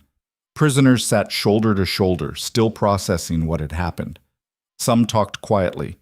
Others just stared out the windows. Ava rode in the lead vehicle again, Volkov zip-tied in the back seat. The woman had been silent since they'd loaded up. Now she spoke. "You won't be able to prove anything. My lawyers will tear apart whatever case you build. I'll be out in 6 months." Ava didn't turn around. "Maybe. And even if you lock me up, someone else will take my place. The network doesn't die, it evolves. Then we'll evolve too. You can't win this war." "Maybe not." Ava glanced in the rearview mirror. "But we can win tonight, and tomorrow night, and the night after that, until there's no one left to fight." Volkov smiled. "You sound like Garrett. He thought he could change things too. Look where that got him. He's alive, you're in custody, and 37 people are going home." Ava's voice was flat. "I'd say that's a pretty good outcome."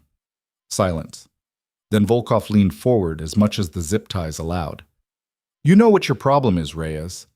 You still believe in something. Honor, duty, justice.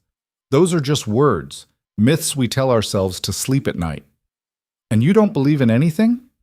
I believe in survival. And profit. Everything else is noise." Ava was quiet for a long moment. Then, "I used to think like you. After Kandahar, I thought the world was just chaos, that nothing mattered, that trying to do good only led to pain. So what changed? I remembered why I started. Not for glory, not for medals, but because someone had to stand between the darkness and the people who couldn't fight back." She met Volkov's eyes in the mirror. "You see commodities, I see people. That's the difference between us." Volkov laughed. "Such noble sentiment. Let's see how long it lasts." Ava turned away and didn't respond because she knew the truth. This war would never end. There would always be another Volkov, another Garrett, another network to dismantle. But tonight, just for tonight, they'd won, and that had to be enough. Red Mesa came into view just as the sun broke over the horizon.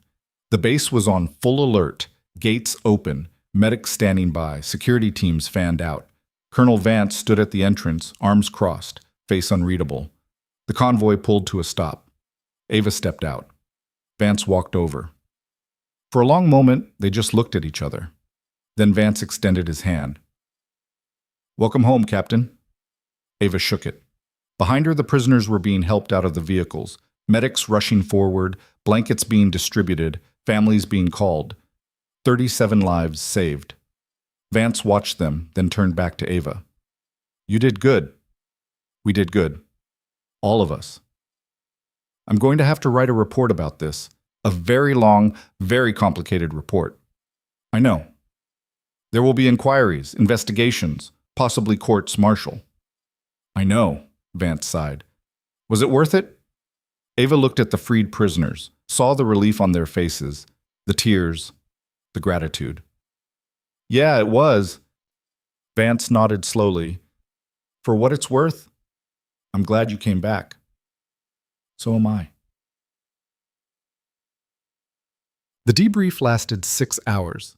Ava sat across from a table full of officers, colonels, generals, people with enough stars on their shoulders to form constellations.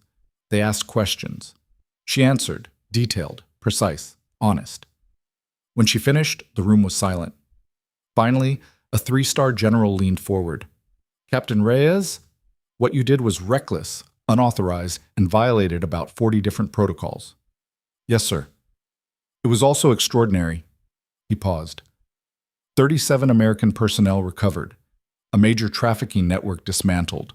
Multiple hostile actors in custody. By any metric, this is a success. "Thank you, sir." However, his voice hardened. "You cannot simply go off mission whenever you feel like it. The military operates on structure, chain of command, rules." "I understand, sir." "Do you?" Ava met his eyes. "Sir, with all due respect, those prisoners didn't have time for structure. They needed action.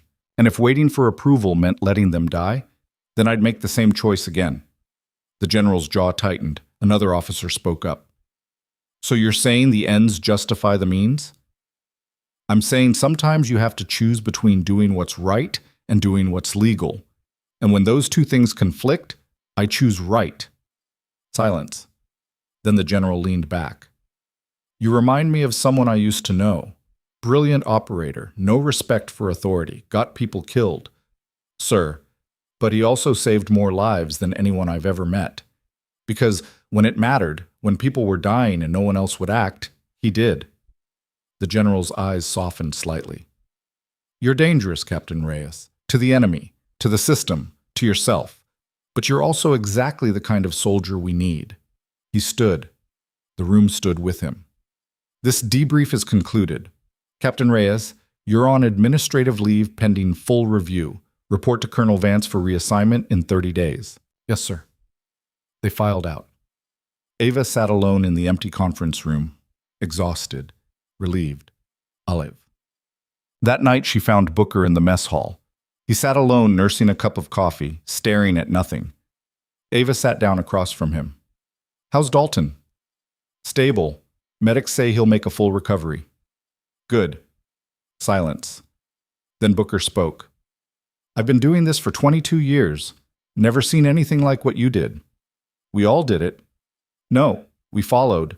You led. He looked at her. Why'd you really come back? After Kandahar, you could have stayed gone, lived quiet. But you came back. Ava was quiet for a long moment. Because running doesn't fix anything. It just puts distance between you and the problem. And eventually, you run out of places to hide. She met his eyes.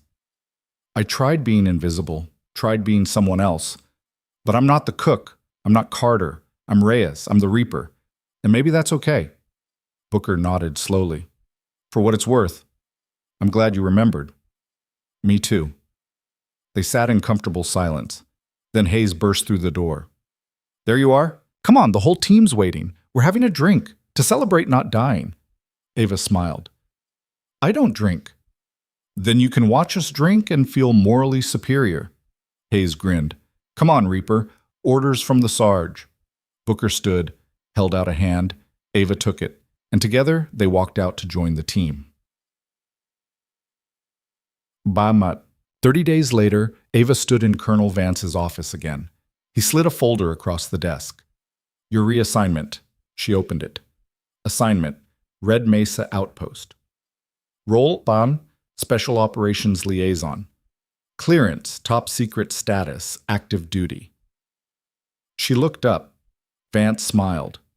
Turns out, having someone with your skill set on site is valuable. Very valuable. So you're staying, not as a cook, as an operator. Training teams. Running missions when needed.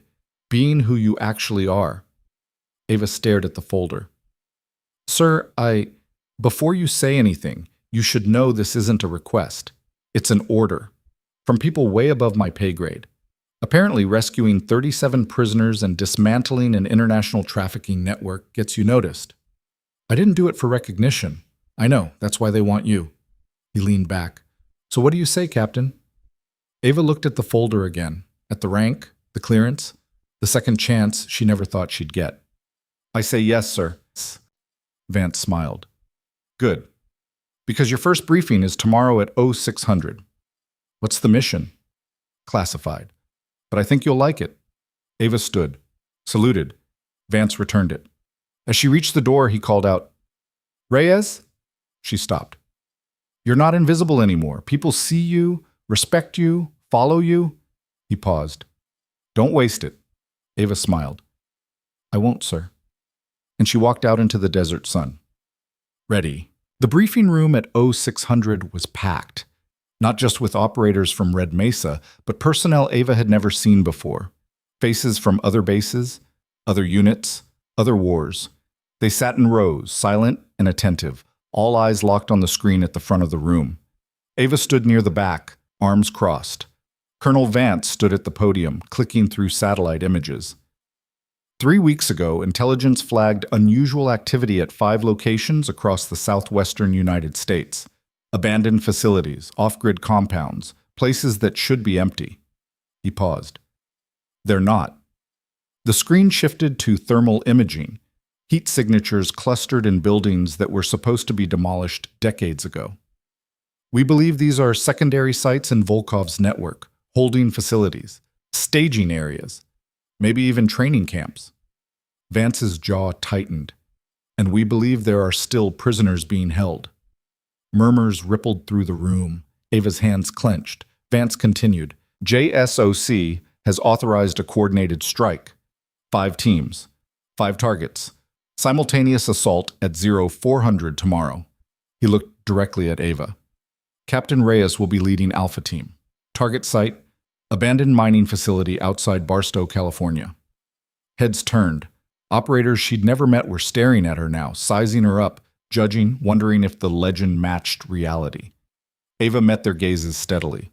Vance clicked to the next slide. Mission parameters are simple. Secure the facility, extract any prisoners, neutralize hostile forces, minimum casualties, maximum intel recovery. A hand went up in the third row. Sir, what's our support package? Air support on standby, medevac on call. But you go in light and fast. This is a precision op, not a siege. Another hand. Rules of engagement? Hostile forces only. If they're armed and engaging, you're cleared hot. Otherwise, detain and process. Vance's eyes swept the room. These people are criminals, not combatants. We bring them to justice. We don't execute them. Nods around the room. Vance stepped back from the podium. Team leaders, you have 12 hours to prep. Dismissed. The room emptied quickly, operators filing out, already discussing tactics and loadouts. Ava stayed. When the last person left, Vance walked over. You ready for this? Yes, sir. Your team's solid. 4 operators from Fort Bragg, all experienced, all volunteers. Why volunteers? Because word got out about Nevada, about what you did, and now everyone wants to work with the Reaper. He smiled slightly. You're famous, Captain. Ava's stomach twisted. I don't want to be famous. Too late. Vance's expression turned serious. But fame comes with responsibility.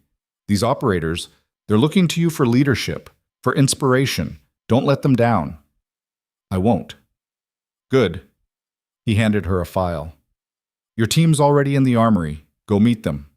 Ava took the file, started to leave. Reyes. She stopped. This is your second chance. Make it count. She nodded and walked out. The armory was organized chaos. 4 operators moved through the space with practiced efficiency, checking weapons, loading magazines, prepping gear. They looked up when Ava entered. The closest one, a tall black woman with close-cropped hair and sharp eyes, stepped forward. Captain Reyes? That's me. Staff Sergeant Maya Ortiz, team second in command. She gestured to the others. That's Corporal Jackson, Specialist Kim, and Private First Class Nunez. They nodded in turn. Ava studied them. All young, all capable, all watching her like she was some kind of myth made flesh. I've read your files, she said. You're all solid operators, but this mission, this is different from anything you've done before. How so? Jackson asked. He was lean, wiry, with a Brooklyn accent and hands that never stopped moving.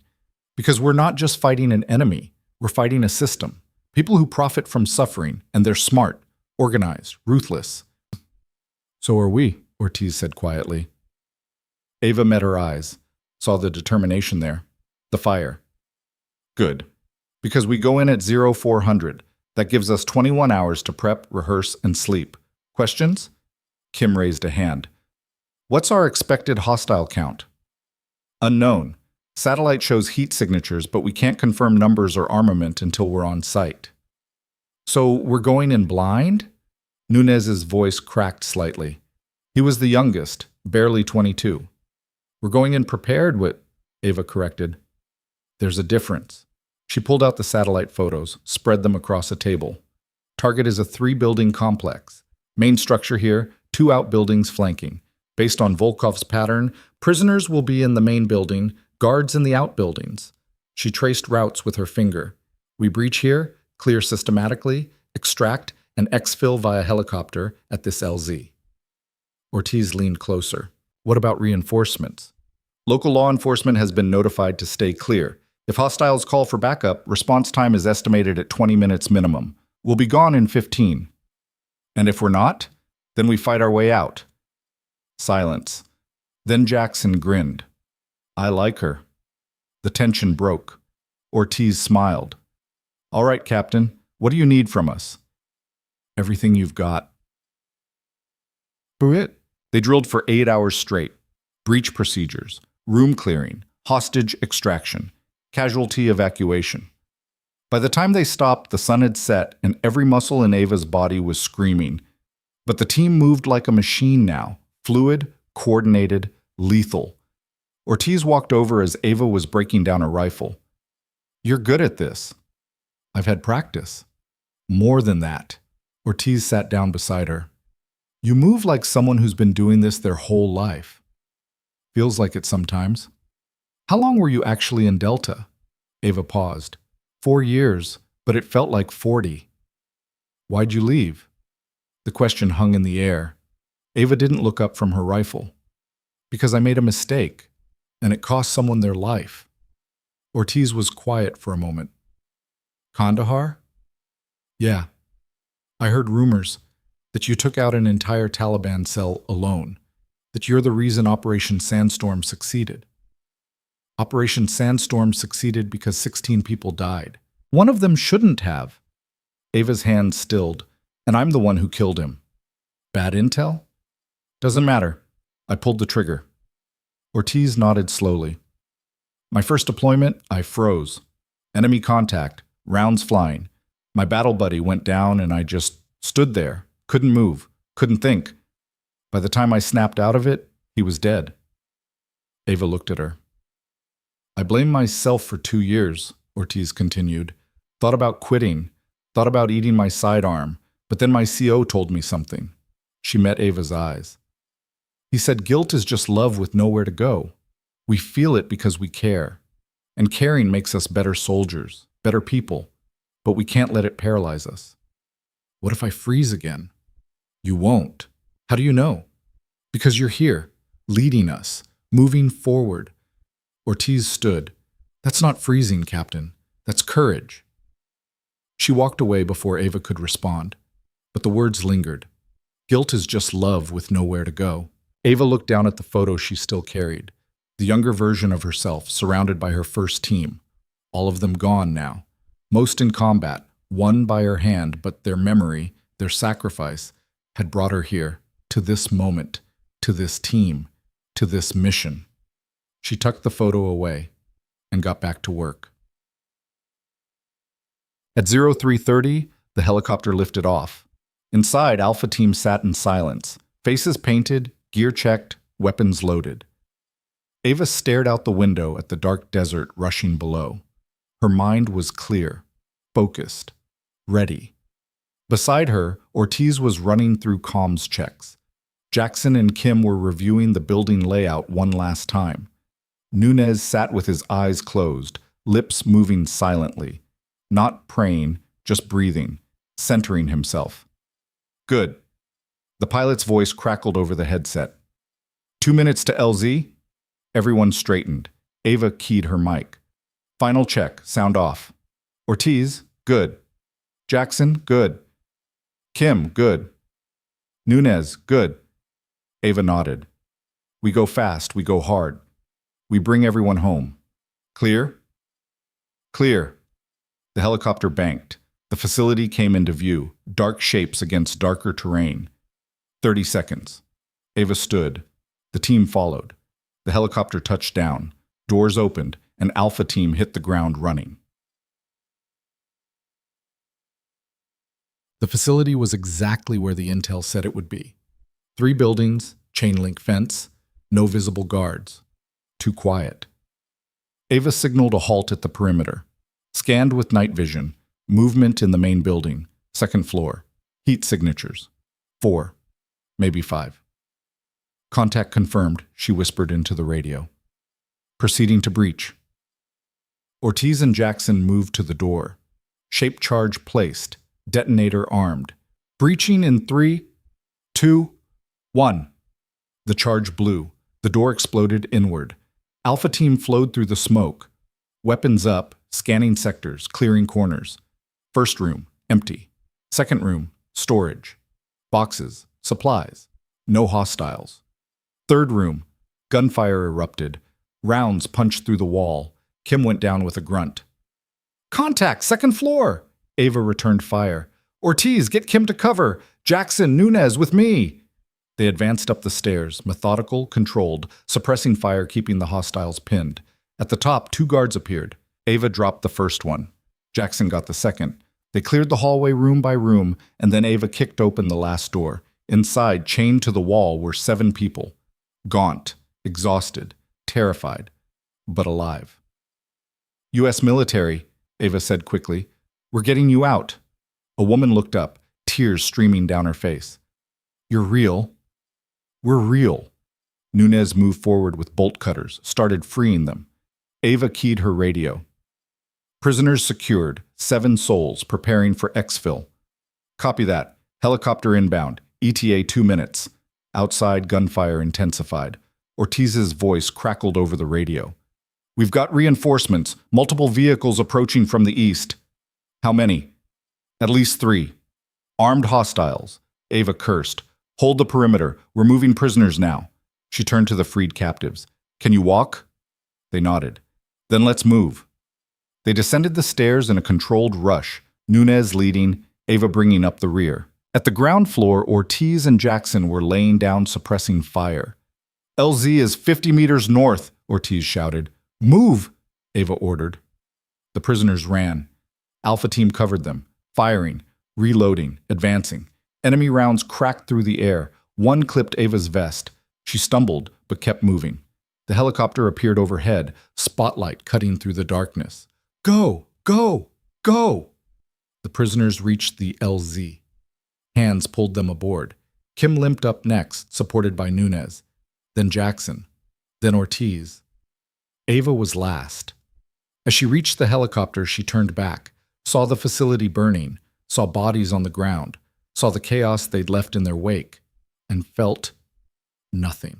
No guilt, no fear, just cold satisfaction. We're clear, she shouted. The helicopter lifted off.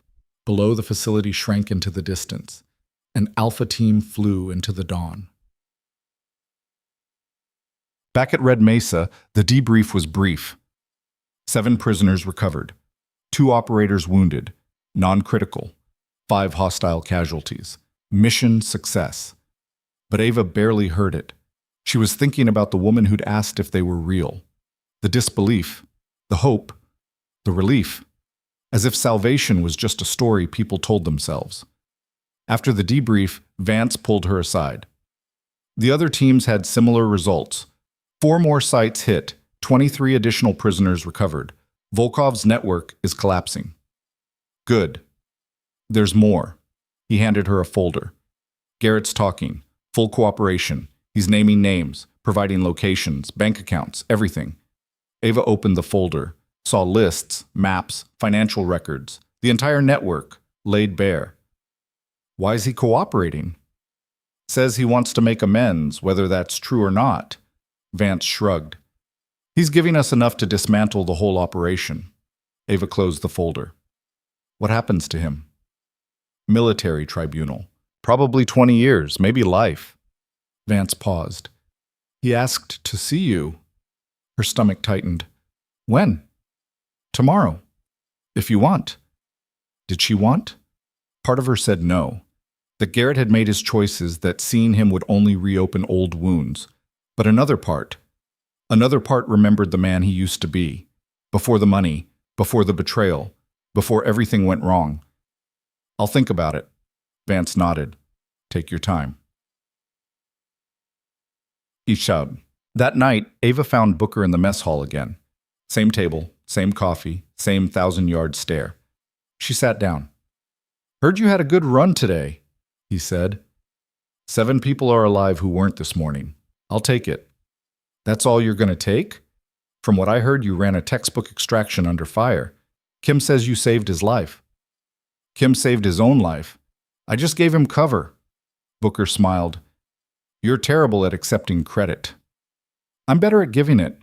She looked at him. You trained them well, the strike team. They didn't hesitate when I needed them. That's because you gave them something to believe in. I just did my job. No, Booker set down his coffee. You did more than that. You showed them what it means to fight for something bigger than yourself. To risk everything for people you don't even know. He paused. That's leadership, Reyes. Real leadership. Ava was quiet. Then, I'm going to see Garrett tomorrow. Booker's eyebrows rose. Why? Because he's talking, giving up the network, and I want to know why. You think he's playing an angle? Maybe. Or maybe he's finally doing the right thing. She looked at her hands. Either way, I need to hear it from him. Booker nodded slowly. Want backup? No. This is something I have to do alone. Be careful. Always. The holding facility was 30 miles from Red Mesa, a gray concrete building with barred windows and guards at every entrance. Ava showed her credentials at the gate, was searched, escorted inside. They led her to a small room, table, 2 chairs, reinforced glass window in the door. Garrett sat on one side of the table, wrists cuffed to a chain anchored to the floor. He looked up when she entered. Reyes. Garrett. She sat down across from him. For a long moment, they just stared at each other. Then Garrett laughed, soft and bitter. I wondered if you'd come. I almost didn't. But you did, because you want to understand. Yeah. He leaned back as far as the chains allowed. What do you want to know? Why'd you do it? The money? The power? What was worth betraying everything we stood for? Garrett's smile faded. You really want to know? I wouldn't be here if I didn't. He was quiet for a long time. Then, do you remember Kandahar, the night you killed that civilian? Ava's jaw tightened. Of course. Do you remember what I said afterward? You said it didn't matter, that we did what we had to do. I lied. Garrett's eyes met hers. It mattered. A lot. Because that night, I realized something. We're not the good guys. We're just guys following orders. And sometimes those orders get people killed. He paused. Innocent people. So you became a criminal to prove a point?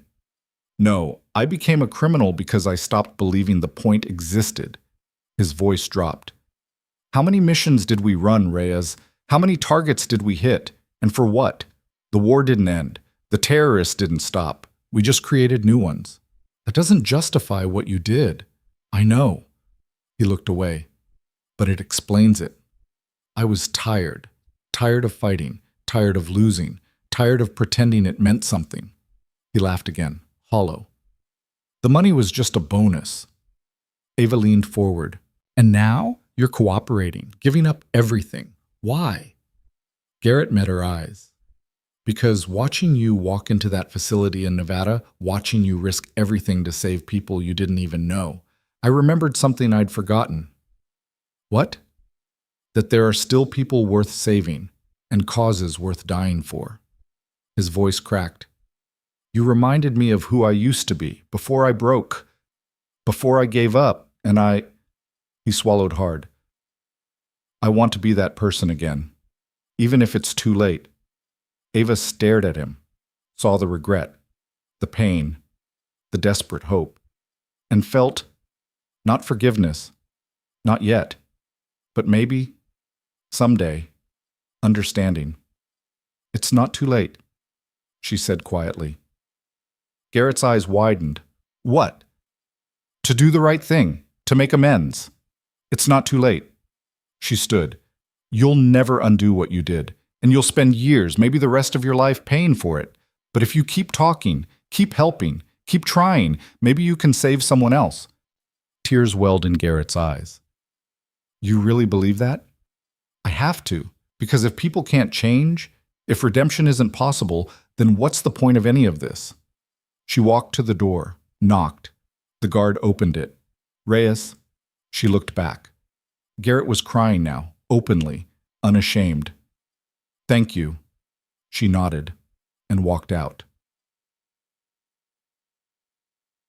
3 months later, the network was dismantled.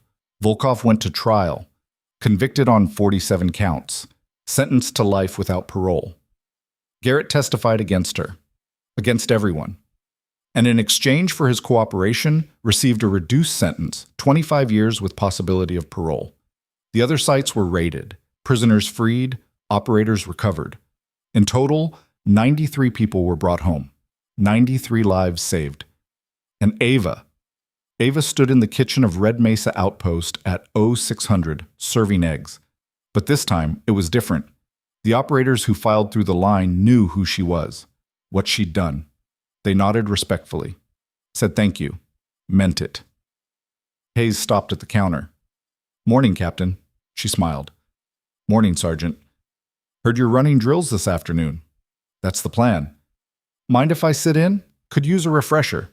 "Sure. Bring Rains and Chen, too." "Will do." He picked up his tray, started to walk away, then stopped. "Hey, Reyes? Yeah?" "Thanks For everything." She met his eyes, saw the gratitude, the respect, and felt something she hadn't felt in 3 years. Pride. "Any time, Hayes." He grinned and walked away. Booker appeared next in line. "Scrambled?" "Always." She plated his eggs, hash browns, toast. He took the tray but didn't move. "Something on your mind, Sarge?" "Just thinking about how far you've come. 3 months ago, you were invisible. Now," he gestured at the mess hall. "Look at them. They see you." Ava looked. Operators sat in groups, talking, laughing. Some glanced her way and nodded. Others smiled. Recognition. Acceptance. Home. "Yeah," she said softly. "They do." Booker leaned closer. "You okay with that?" She thought about it, about Kandahar, about the guilt, about the years spent running, and about the woman she'd become, not in spite of it, but because of it. "Yeah," she said finally. "I am." Booker nodded. "Good, because we need you." "Need me for what?" He grinned. "Everything," and walked away. Ava stood alone behind the counter, apron on, spatula in hand, eggs sizzling on the griddle. The same position she'd held for 3 years. But everything was different now. She wasn't hiding, wasn't running, wasn't afraid. She was exactly who she was supposed to be. A soldier, a leader, a protector. Someone who'd walked through darkness and come out the other side stronger. Someone who'd learned that redemption wasn't about erasing the past. It was about building a better future. Someone who knew that the fight never really ended, but who fought anyway.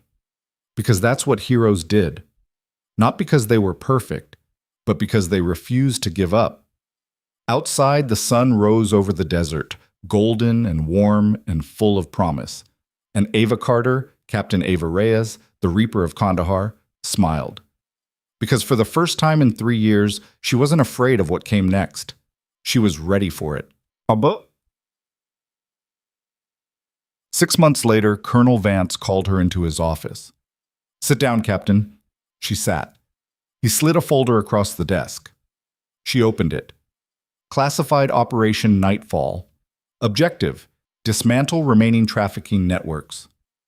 Duration: 18 months. Team lead: Captain Ava Reyes. She looked up. Vance smiled. "Congratulations. You're going back to war." Ava stared at the folder, at the mission, the responsibility, the risk, and felt, not fear, not doubt, but purpose. "When do we start?" "Tomorrow." She closed the folder, stood, saluted. "I'll be ready, sir." And she was. Because she wasn't the cook anymore. She wasn't the ghost. She was the Reaper. And the darkness had better watch out. Years later, when people asked about Red Mesa, about the woman who served eggs and saved lives, they'd tell the story differently. Some said she was a myth, a legend operators told to keep hope alive. Others said she was real, that they'd seen her, served beside her, followed her into hell and back. But everyone agreed on one thing. She proved that the people you underestimate, the quiet ones, the invisible ones, the ones you never see coming, those are the ones who change the world, not with speeches or medals or glory, but with courage, sacrifice, and an unshakable belief that doing the right thing matters, even when no one's watching, even when it costs everything, even when it's hard. Ava Reyes taught them that, and they never forgot. Sometimes the most dangerous weapon isn't the one you see, It's the one that's been hiding in plain sight all along,